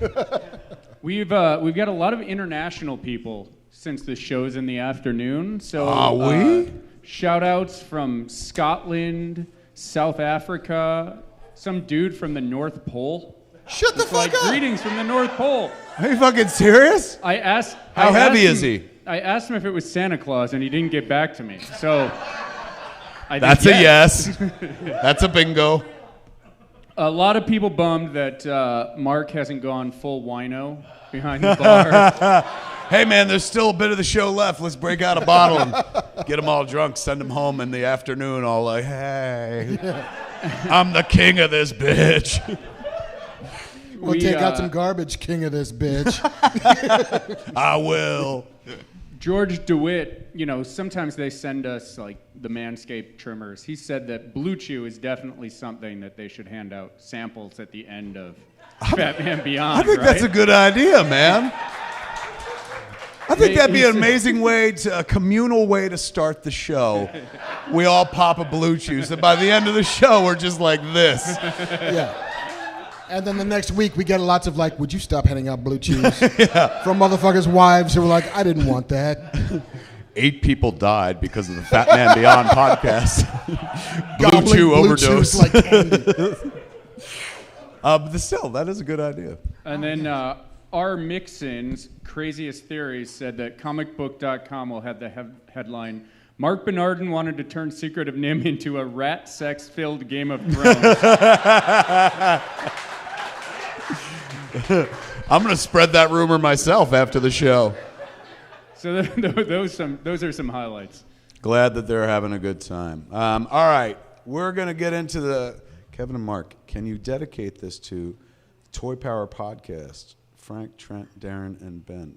Yeah, it's going to take a minute, though. But I can do that. It's a lot of words, but they tell me I'm a writer. Shall we start? Yeah, shall we start the questioning? Are we going to do it the way we did it the other day? Yeah, we'll do it the same as we did last time. So the first question will be like the question that somebody asked, but somebody in the room wins something. They ask on the internet, but somebody in the room actually wins. And the person at home wins nothing. The fuck is that? Where'd that come from? They gave you one of those? You're going to give that away? I'll fucking take that. That's a Hundreds hoodie. I know. You brought quality prizes, man. I brought like the Cobra Kai box and shit. Wow, man, that's a prize worth winning. I'm going to answer Because the I am question. Auda and I'm a river to my people. But what it says to me is they sent you that and you're like, oh, I'm not wearing this. No. It's not my style. Apparently not. Are both of us signing the He-Man? Just that. Y'all motherfuckers are going to be so shorn by the end of this night. We That's have so right. much Manscaped to give away. They've sent us shavers. And, ladies, they're not just for men. The shavers work on anybody and stuff, so you'll enjoy them, too, even though they say Manscaped on them. They have not come out with the Womanscaped line yet. Oh, shit. I dropped a very old comic book. Fuck. It's worth... Oh, it's Static. Oh, it's yours. Oh. Are we both signing Static? Who put Static on the bar? Oh, Fucking okay. A, man. I mean, I didn't write that. Me Static, neither, but I feel like... I will deface it. Can I borrow that? Yeah, you can. Look at this cover, man. That's awesome. It's him outside of a temple. Yeah. Sorry, we got lost for a second there. Forgot we were doing a show. Like, oh, that's what we talk like when nobody's around. Just like, look at this comic. Yeah, look at it. That's cool. All right, JC, shall we start the questions? Yeah, let's do it. Mark was talking about Mick Jagger earlier, so William in chat wanted to know... What the fuck is this? Whose is this? That is beautiful. Steven Silver did it?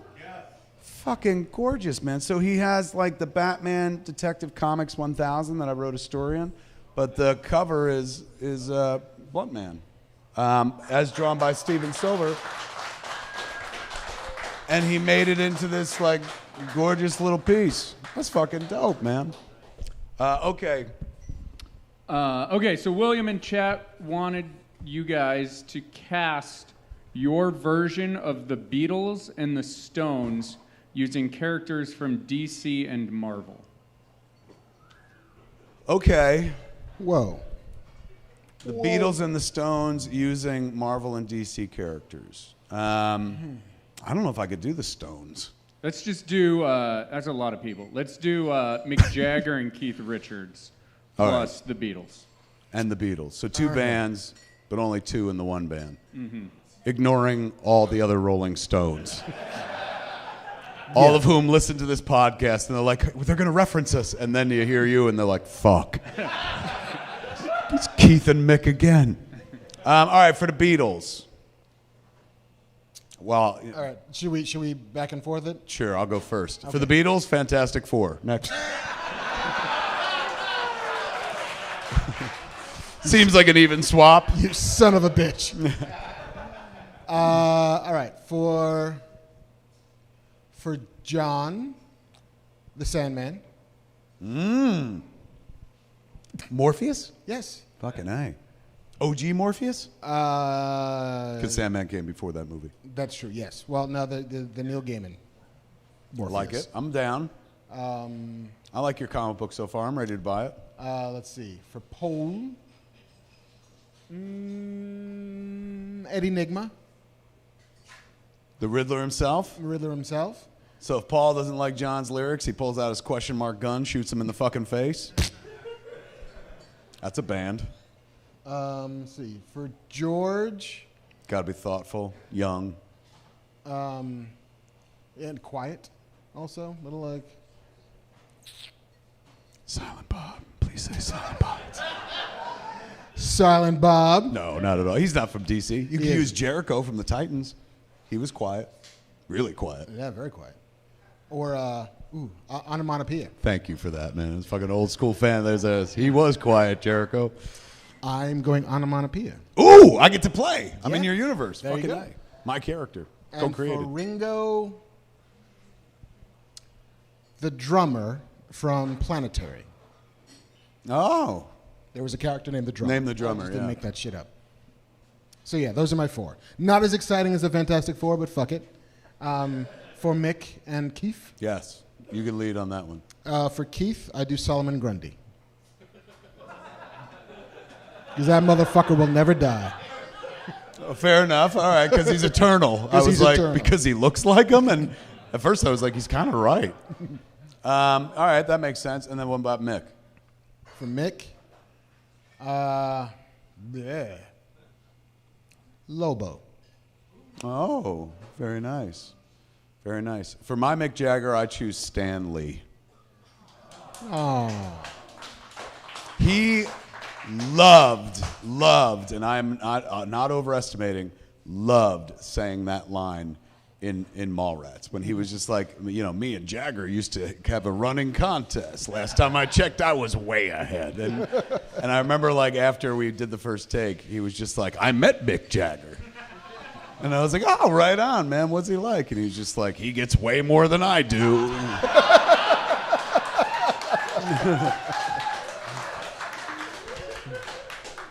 Okay, and then who would be my Keith? Johnny Depp. No. Comic book character. DC comic book character. DC comic book character. Well, really? Because my Stan is my Mick. Well, Stan also did some Just Imagine DC work. Oh, my God. Well done. Yes. Fucking A, man. So you get a loophole. Yeah, you pulled that out. All right, so then... Oh, yeah. Did you say Hellblazer? Not John bad. Constantine? I'll take that. Good answer. That's fair. Nate gave that answer. Give it up for Nate. Well done. Okay. So It may be tepid applause, but in my heart, it's fucking huge, Nate. That you saved me with that answer. So that was the internet question, right? So somebody gets something for free in the room. Oh yeah, this guy over here. Is what, the oldest? He was the oldest. Oldest at the and time I newest. asked the question. Fucking A, man. Come on up. Get your prize. What's in here? Variety. How about this? You got a hat and a poster. How about this? Were you a fan of Captain America and the Winter Soldier? Then you got yourself a fucking brand new cap from Disney Plus and a poster. Nate's artwork. And hold on. Give it up. Hold You got on. 100 shirt And a on. fucking Manscaped kit. Oh shit! What is it? What's in it? That's a Manscaped kit. Yeah, shave that You shit. turned into that camera. Look into that. Wait! Come back! Come back! Look into the camera and say, "I'm an old guy. I'm gonna shave my balls." I'm an old guy. I'm going to shave my balls. Yeah!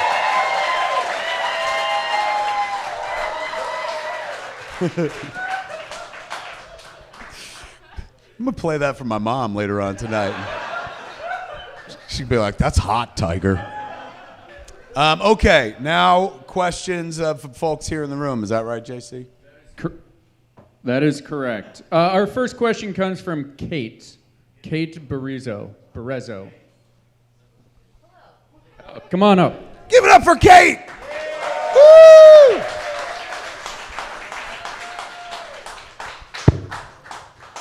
Look at that fucking shirt. That's an excellent shirt, Kate. What do you got for us? Don't look at the card. Look in my eyes. Right in your eyes, Kevin. No, you can look at the card. Go ahead. I'm like direct eye contact. Okay.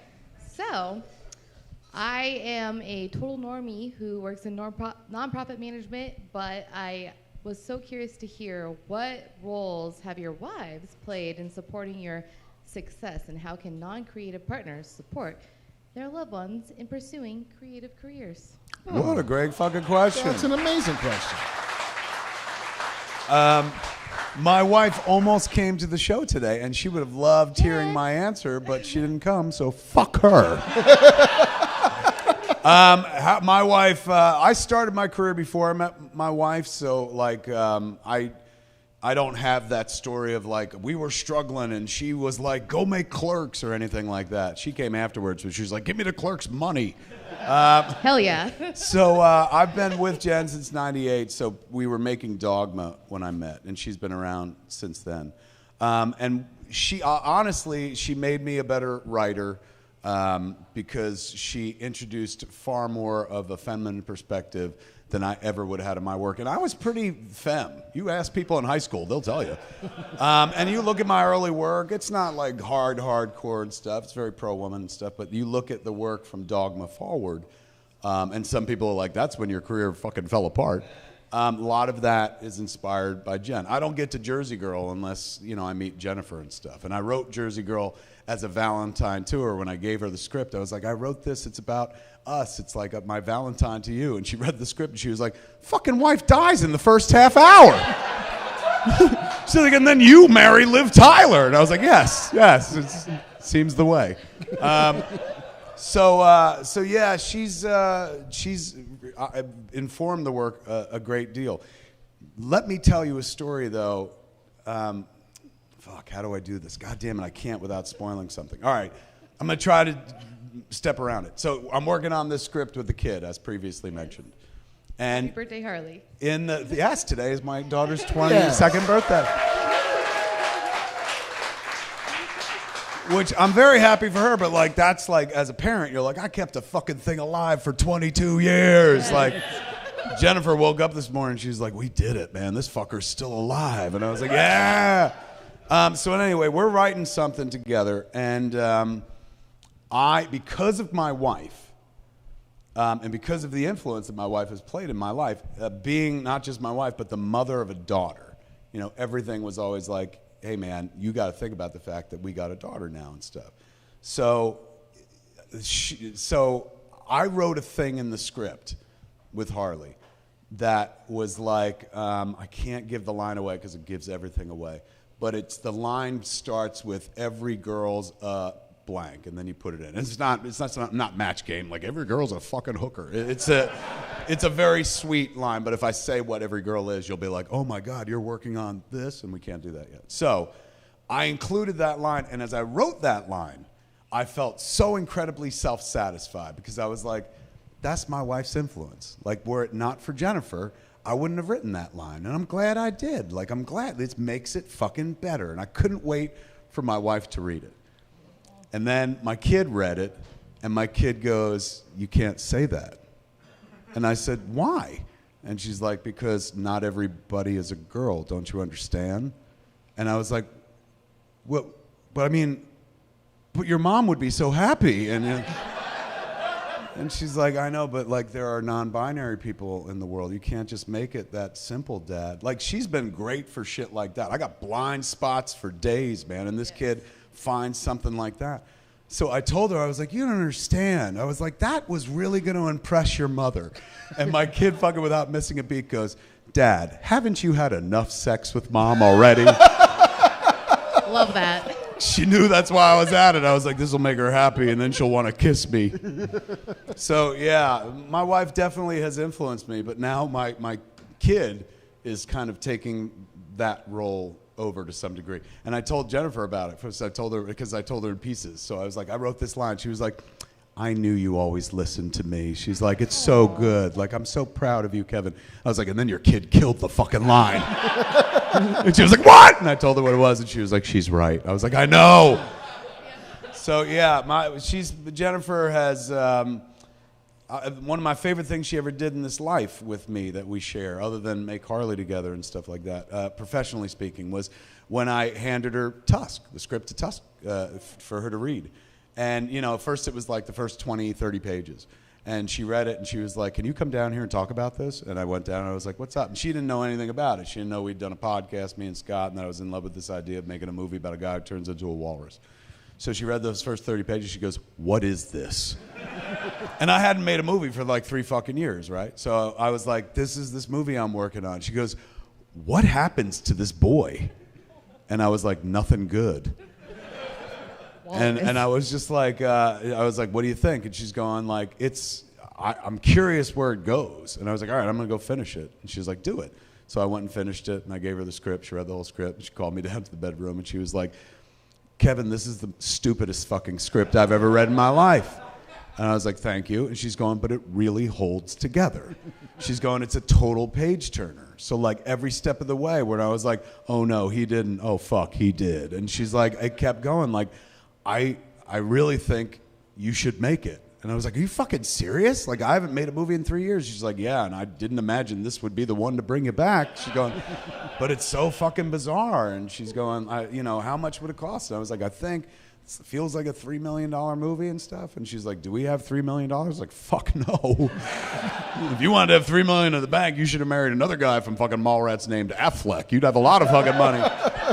But you married Silent Bob, so we're real hand to mouth and shit. And she was like, well, what about the house? Could we do a second mortgage on the house? And that fucking blew me away. And I was like, are you fucking serious? Like, I think that'd be incredible. Like, if I was alone, of course I would risk everything I have on this idea. But like, do you know how amazing it is, how metal it would be to risk my future, your future, the kids' future on this fucking Walrus movie? That'd be amazing. So we got to make the Walrus movie. So yeah, she's always been super supportive. I wouldn't even say the world's biggest Kevin Smith fan. Like, she likes Kevin Smith, but the movies and shit, like, this is a nightmare to her. All these items sitting here, she's like, ugh, you make so much crap. Why do people buy this?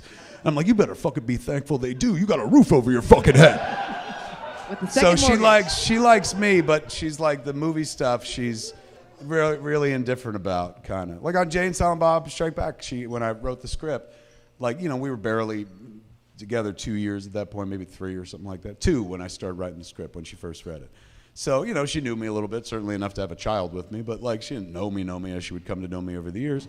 And this was the first thing I'd written while we were together. She came into my life while we were working on Dogma. This is the first screenplay I wrote while we were a couple.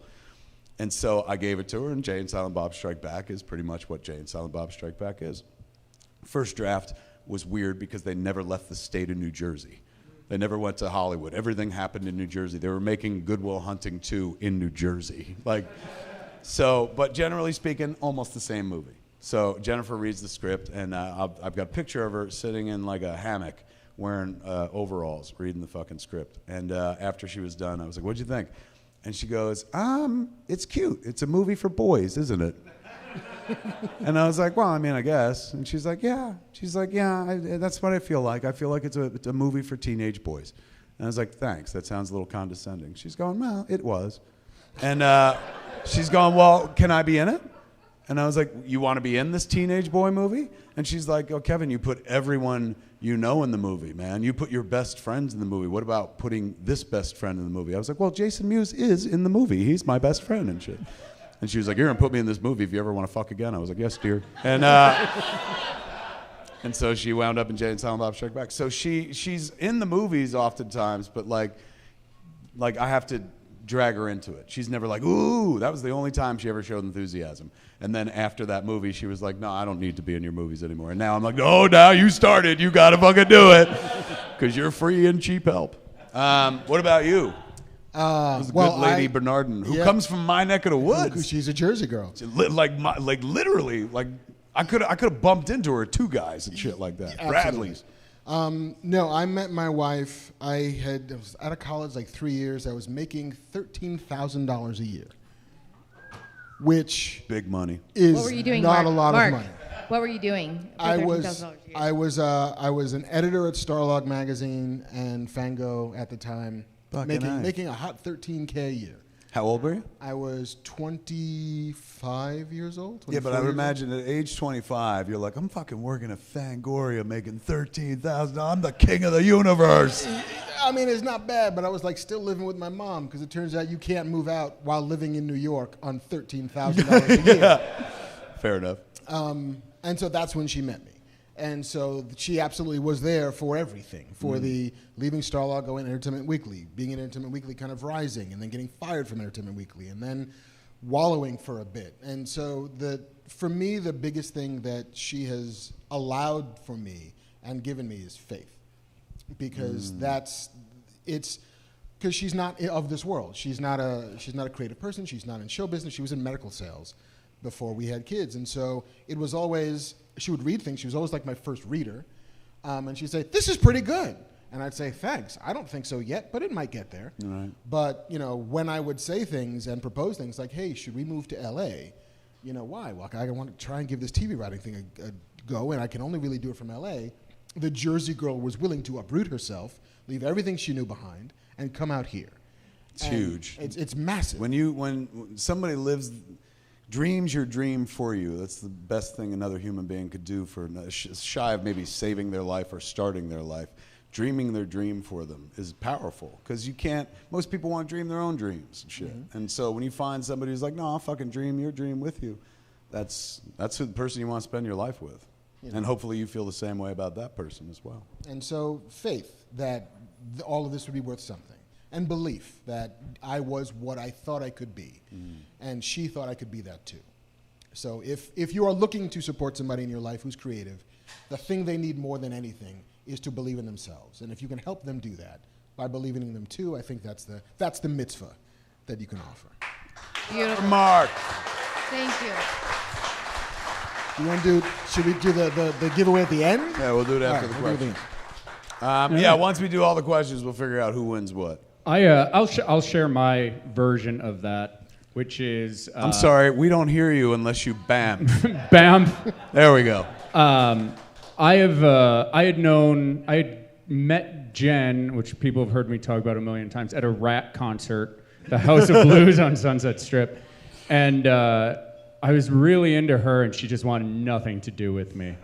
And 6 years later, she's like, oh, I want to date that JC guy. So she started pursuing me, and I was interviewing at Lucasfilm, and we had just gone to North Carolina to make Tusk. Right. And she's hitting me up, and I was like, look, I'm working with Kevin on this movie. I'm not even in LA anymore. And like every time I date somebody, they just like drag my career down. And I've worked too hard to get to where I am. I might move to San Francisco, this whole thing. So she kept pushing and kept pushing. And over that next year, over 4th of July, it's like 110 degrees out.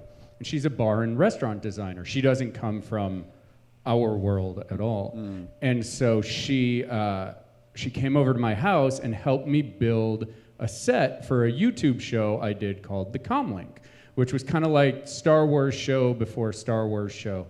And so she helped me do all of that in 110 degree heat on her 4th of July vacation. And I was kind of like, oh, well, maybe I will give you the time of day, lady. And that is when you deign to fuck her. What a good soul you have. And so that's kind of like when everything took off. But what she does for me now is she watches our baby all the time, handles everything at the house, handles everything with the kid, and runs her own design firm at the same time so that I can come here and play nerd with you guys and do it at home at night, on the YouTube. So that's what Jen does for me, is she takes care of my whole world so that I can do this. You got fucking lucky. Give it up for Jen! JC's Jen! I love that JC's story begins with, so I was this unattainable piece of ass. And I play really hard to get. But maybe you might get lucky. That story did take twists and turns. All right, what do we got next? Okay, Uncle Noah. Uncle Noah, where are you, man? Whoa, come on, flood yourself up here. Flood yourself.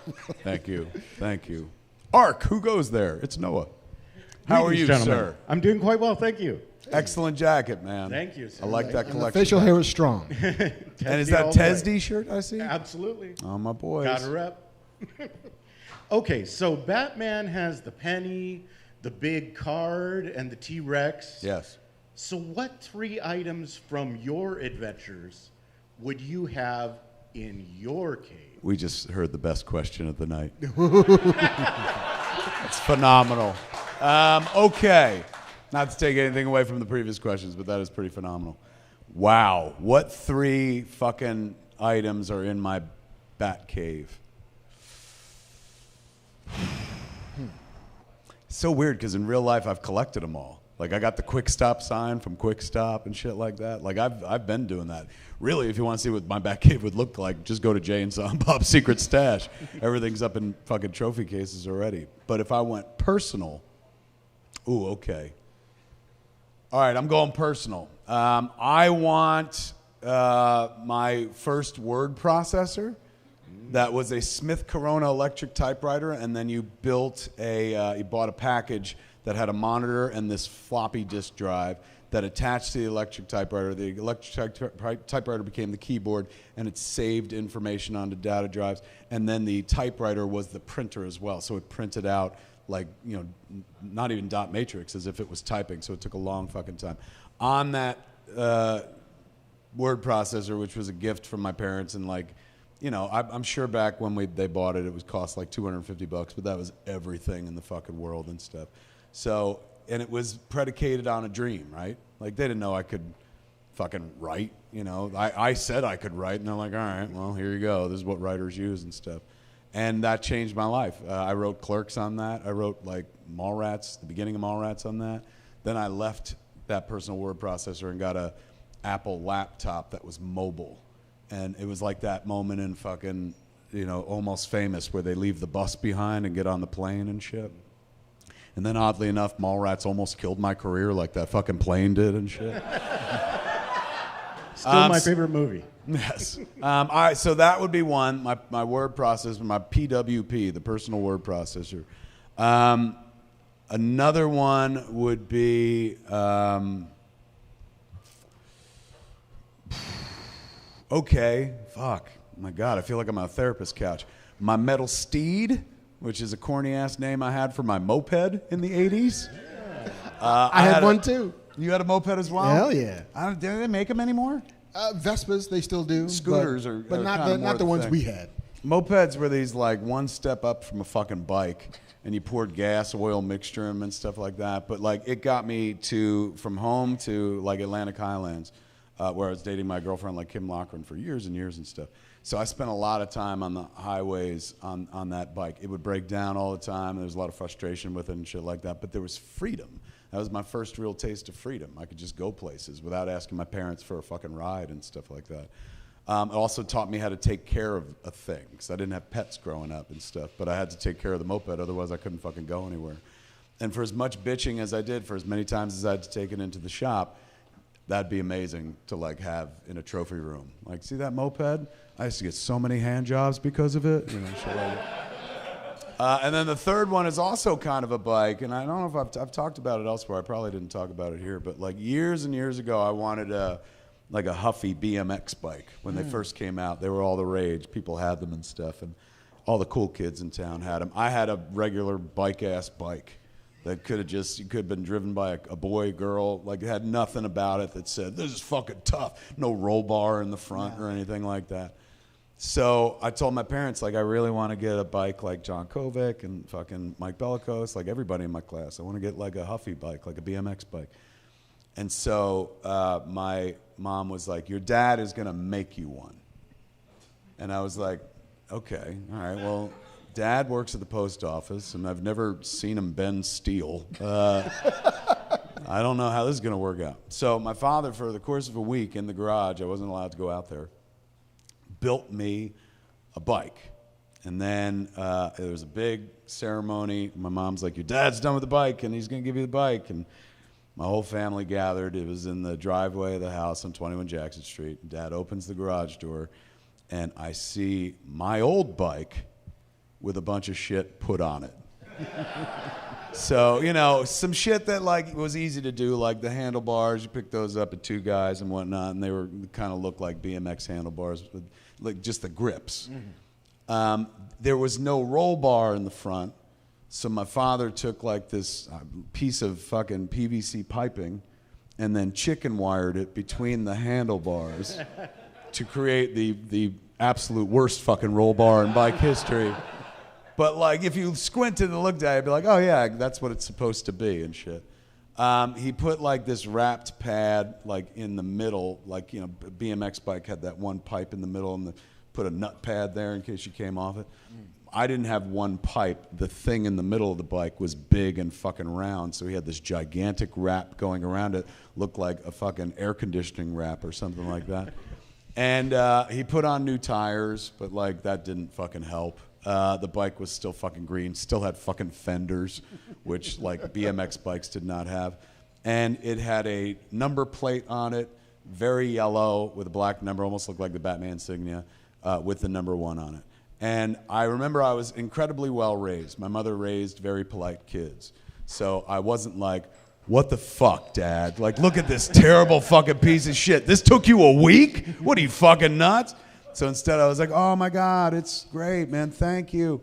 And I ate shit about that bike from my friends for years. They're like, hey Kev, how's that homemade fucking BMX? It was made by my father, Don, so they would call it the BMX by D-O-N. And, you know, it was a real like fucking cross to bear in my childhood. I will give you every fucking cent I have in the world if I could have that bike back right now. So I would take that bike.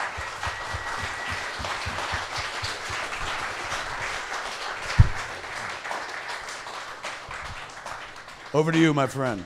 All right, I'm gonna go backward through time. Ooh, I like it. So the first time I was ever on set of an episode of TV that I wrote was for Castle Rock. And so I flew up we were shooting in Orange, Massachusetts, doubling from Maine. And I had already mustered off the show by that point. Like, my contract was done, and we had written everything we were going to write. And then I get a call from the showrunner. It's like, hey, do you want to go to set? I said, well, yeah, fuck, I want to go to set. I'm not working now. I'd happily go to set. Like, great. We have the money and the budget to just fly you up there. And according to the Writers Guild and the agreements that we've signed with the studios, they got to fly you like first fucking class, man. Yeah. It's sweet. And I'm not like a first class dude usually, so just like, hey, this is all for me now. Yeah, there's only one step above that, Winchester Jet. I know. Not there yet. So I fly up to Orange, Massachusetts, and I'm on set for 4 days. I couldn't be there for the whole shoot because I then had to fly down for New York Comic Con. But when you go to set, and as a writer, and I didn't know they did this, but they did this apparently, at least on Castle Rock, but on most shows they do this, you've got the director's chair that you're going to sit in, right, the whole time. And it's usually like just kind of in Video Village where they have the monitors to look at, but it's like behind and off to the left of the director. So in case you've got a thing to mention to him, you can kind of just hop up. It's like, hey, man, no, it's not. I never did that because I'm like, do your fucking thing. Because the director would be like, shut the fuck up. Who the fuck are you? Who let you on my set? But what they didn't tell me until I got there was that they had printed up seat backs for everybody who's on a member of the crew. And so I have a seat back that says Castle Rock Marc Bernardin. And so when I left the set, they're like, take it with you.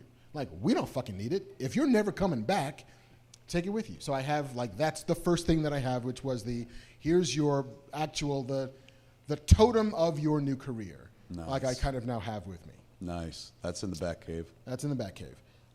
When I was like 13 or 14, somewhere between like 13 and 16, I want to say, I was a massive D&D player. Like me and my buddies would always gather in my friend John Schotter. He was a like hockey player, workout dude in his basement. He was the DM, and he just like he played sports and D&D? Yeah. Wow. Like, big fucking he eventually went into the military, now a lawyer, but was all about D&D. Wow. And so we would always go in his basement, and somebody would put the snacks on the weight bench, and we would all just fucking start playing. And I had my own collection. Snacks on the weight bench sounds like my bedroom growing up. My parents like, here's your weight bench. I'm like, and this is where the snacks will go. Welcome to the buffet, everybody. And I had my own little collection of the books, like 5 or 6 of them. But I just kept reading them, like over and over and over again. The same way that if you're a nerd, you want to deep dive into the nerddom. Of course. I also had all of my official handbooks of the Marvel Universe and all of the who's who of DC Comics, and just rereading for data to absorb that shit. And then when college started and like I was kind of thinking about moving out or whatever, I gave all of my books to a friend. And I was like, do me a favor, just hold on to these for me. He's like, I got a girlfriend. I'm not playing that much anymore. Just keep an eye on them. And then I never saw the books again. The friend I would ever keep in touch with, but the books just vanished into the air. But D&D for me, and I tell this to people all the time, like, how do I get into TV writing? I'm like, do you play Dungeons and Dragons? And it's like, well, why? I was like, well, because the thing is, you're sitting around a table with people telling stories together. It's all about cooperative storytelling. It's all about, and not making anybody feel bad about their dumbass decisions unless all you bring onto the quest is a 50-foot of rope. And I'm like, motherfucker, you could have brought a sword, but no, you just got the rope. Like, it's supportive, and you're all doing a thing, and you're learning how to take somebody's ideas and improve them, and then pass them off to somebody else, and learning how to work with people, and learning how to respect people.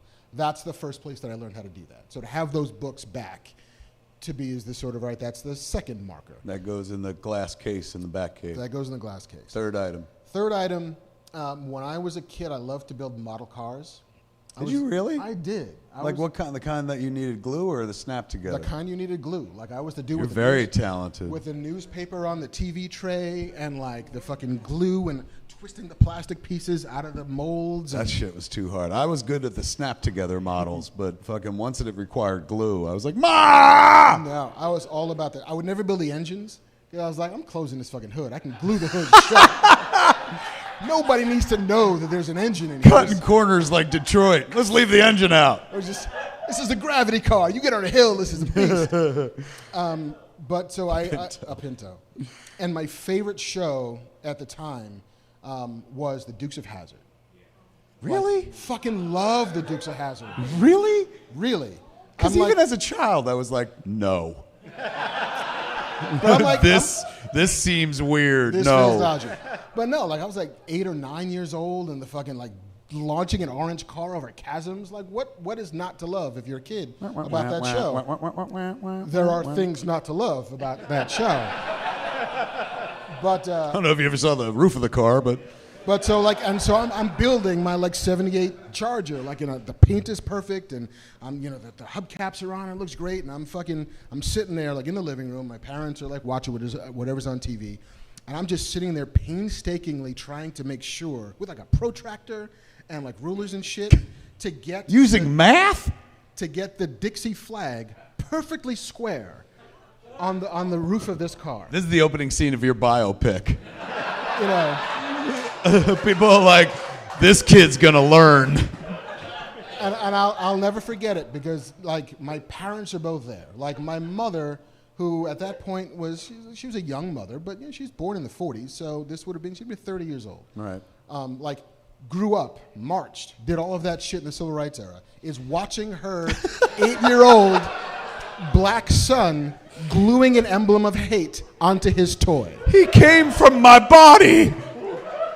But she never said anything. Oh.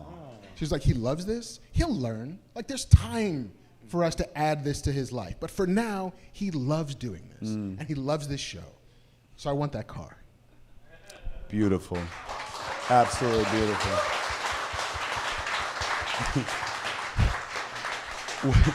How long after that did she eventually be like, Mark, sit down? Yeah. Or just, where's my toy?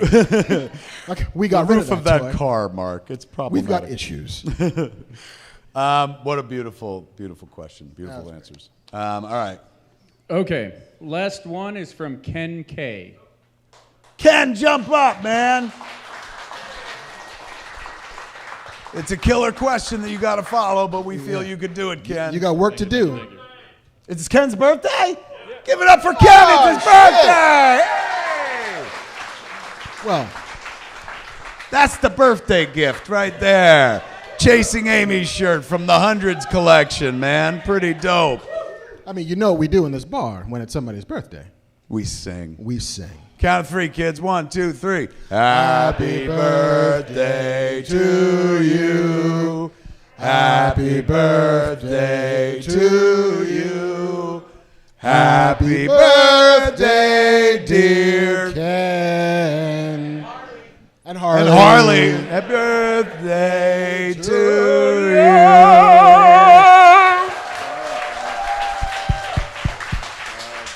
How old are you? My kid's 22. 33. So my kid was born when you were 11. You could have babysat my kid.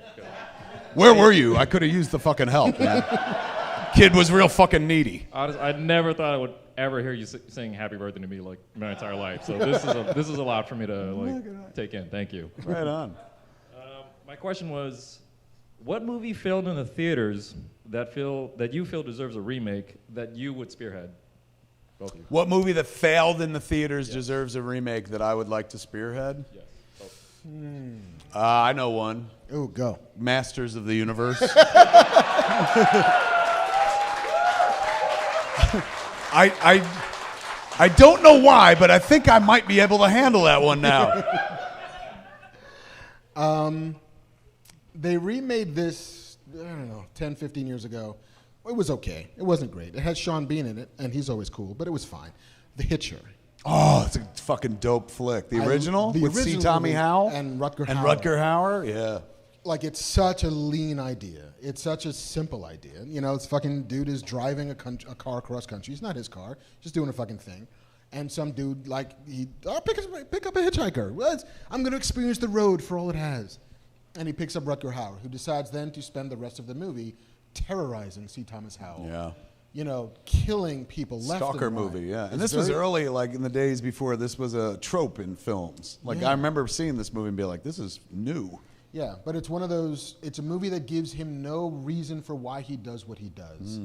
And the scariness of it is, this could happen to anybody at any time, just cause. If you have a car. If you have a car. So ride a moped. That's what I learned from that movie. But it's the breakdown of the social contract, right? There was another movie that would come out later called Funny Games by a director named Michael Haneke. One of the most terrifying films I've ever seen in my life. If you've not seen Funny Games, and there's 2 versions. Yeah, which he directed them both. He did both. It's fucking insane. There's a German version, right? They speak where it's all in German, and that's fucking terrifying. But then they did an English-speaking version, which is fucking equally as terrifying. And the only movie that my wife was like, so angry at me for like saying, "Let's watch this."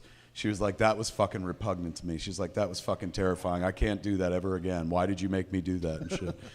It's either that or our sex. I forget which conversation that was after. But yeah, she was really scared by the movie. And it is like, you want to talk about fucking hopeless, the social contract breaks down. Yeah, it's literally just people in their house living their lives, and then a couple of home intruders come and terrorize them. Relentless. They won't be stopped. And for no reason. Yeah. Just, we wanted to do it today.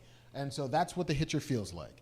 And so I feel like we keep burgeoning into these zones, these eras of a little bit of xenophobia, a little bit of distrust among people, a little bit of, I'm not sure if there are roads that I should be driving down. The myth of America and the road trip and the freedom of the highways, and how you can find ways to diminish that freedom and twist it and pervert it into something scary.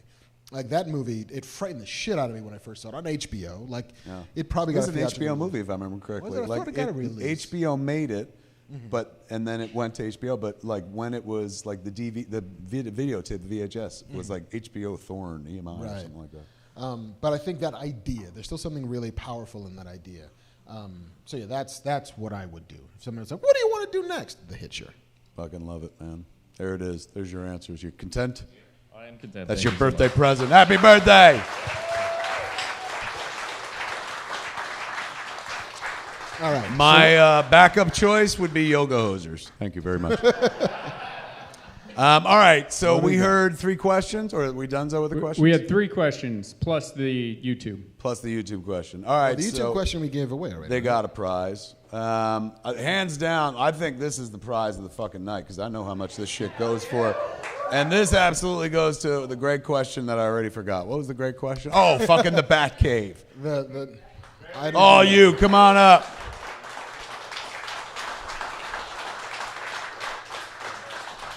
And also, you get a Manscaped. You look at that, yeah. Hold on, there's more. And you get a poster as well. But wait, there's more. Look in that camera and be like, holy fuck, look what I won. Holy fuck, look what I won.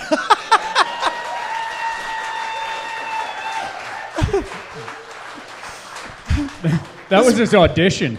It was great. This is why they won't let me host a game show. I'm like, look at the camera and curse. They're like, no. This, ladies and gentlemen, if you remember the other day, we had a Batman maquette that was damaged. This is a Wonder Woman maquette that was damaged. She's been missing a hand for 10 years. It is a limited edition, 2,500 of these gorgeous Bruce Timm drawn Wonder Womans that they used to sell at the Warner Brothers store back when it existed. 250 artist proofs, and somehow this is number 290. Regardless, one of a kind, man. Did you do that thing? Oh, that one I haven't done yet. That requires all the writing and stuff. And so we also have an autographed copy of Smartest in Residence. As drawn by the great Dark Nate himself. Gorgeous book full of all the artwork he ever created for this show. And some more Manscaped shit. That's true. Hold on, Kevin and Mark, can you do Toy Power? Don't mind us. Yeah, sorry. Talk amongst yourselves. To the Toy Power Podcast. I heart you. So long, and thanks for all the fish. And then you get in there. You get in there, man. To Toy Power Podcast. They don't want me to write it twice I also? think you could probably just I can skip your it. name. Boom. We did it. Okay. Well done. Okay. So that means we have 2 prizes to give out. We gave out the hoodie. Yep. Wonder Woman statue. So we only have 1 prize to give out? How many questions? We have two left to give. All right, so one question was... The what our wives do. Yes, which is a great question. So that's like actually the second best question of the night. You win. Come on up and pick your prize up, my friend. Broken Wonder Woman or Manscaped Dark Nate? I have to go with the handless Wonder Woman. The handless Wonder Woman. She's taking the hand job. You want us to... The hand, I can tell you exactly what happened to the hand. Louie, our third dog, bit it off, the fucking jerk. But she's dead now, so I feel bad about that. Oh, hell yes. How about we tag the legs? Is that cool? Go for it. Done and done. Ba, ba, ba, and then you do it as well. Had she selected the manscape, it says more about the guy she's sitting next to than... That's true. She's making a low-key statement about how bushy you are. Look into that camera and be like, I'm going to shave my man's balls.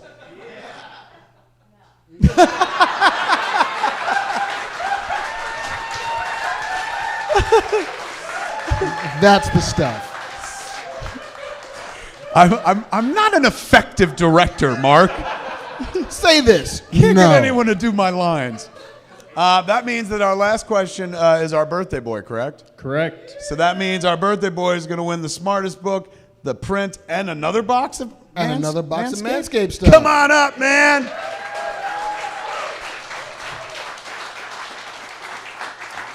The good folks at Manscaped. Look at all. Oh my God, it comes with a sweet fucking bag, a ball bag, if you will. This is going to be for you, man. A ball Take sack. That's true, a ball sack. And look at all that. Look at the fabulous prizes it comes with. You're going to have the nicest smelling nuts in town. Look at that camera and be like, smell my fresh nuts. Yes. Give it up for him, ladies and gentlemen. How you feeling, Banff, man? I feel good. I feel like with all the man grooming out here, we could use some Blue Chew. Yeah. You're not kidding. That'd be helpful, perhaps. It'll look so much bigger once all that hair is gone. That's true. Blue Chew Manscaped together will make your dick huge. The dynamic duo. We thank the good folks at Blue Chew for sponsoring this episode of Fat Man Beyond. This is a very fun episode of Fat Man Beyond. I had a great fucking time. I don't know about you, man. This was a fantastic Saturday afternoon. Way to do it, right, on a Saturday afternoon. And we got one hat here, man, from Holy Cow Burgers in Austin, Texas. Bam! Good folks. They provided us with hamburgers for the Movies Pop-Up when we were in Austin. Movies Pop-Up is happening right now in Oklahoma City, I believe. Coming to Detroit next week and also Toronto. Go to moviespopup.com if you're into that sort of thing. These movies, they just keep going, man. It's been really fucking fun. Nice little side hustle. It is a nice side hustle. If you're on the East Coast and you're like, fuck, I wish I could be in the bar with those cats and shit like that, well, you can get half of what you want because I'm heading back to Jersey July 6th. I'm going to be there all summer in Jersey. We open Smod Castle, our performance space, on July 9th, 10th, and 11th. You can get tickets right now for that weekend of shows at csmod.com. What do you want to sell? I just want to sell joy, you guys. I just want to sell the warmth in my heart for everybody. I want to sell giant throbbing hard dicks by bluechew.com. Code FATMAN. I just want to sell, I don't know, T-shirts. There you go. Hey! I got there. Where can they get your, I've seen a couple of Be Humble But Let Motherfuckers Know in the crowd. So go to embattledclothing.com and pick one out for yourself. Absolutely. Kids, ladies and gentlemen of Scum and Villainy Cantina right here in Hollywood on Hollywood Boulevard, man, did you have a good time this afternoon?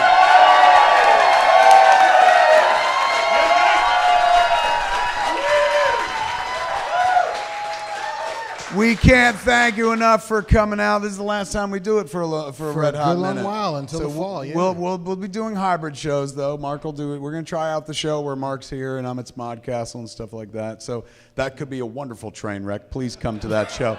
Mark, of course, is going to be here solo doing his Snyder Cut commentary sooner or later. I will. As part of Black Man Beyond. And I'm sure if people encourage him online, I know he works all the time and stuff, but if everybody kind of needles him, I bet you could convince him to come do some regular Black Man Beyonds here if you're into it. I think I can. Yes. You know, and there might be a world in which I take a quick hop back east. And, and then we can do That's one right. at the We'll be Smod doing in the Castle. Smod Castle together, man. That's right. Your lady will want to go home. She will. Not sure I'm going to bring her, though. Her neck of the woods and shit. Yeah. Are you guys going to tell me, or are you going to supernatural me out of that show? We'll send the jet. JC's going to put up his tweet where he's just like, I'm happy for you guys, but I wish somebody would have mentioned it to me.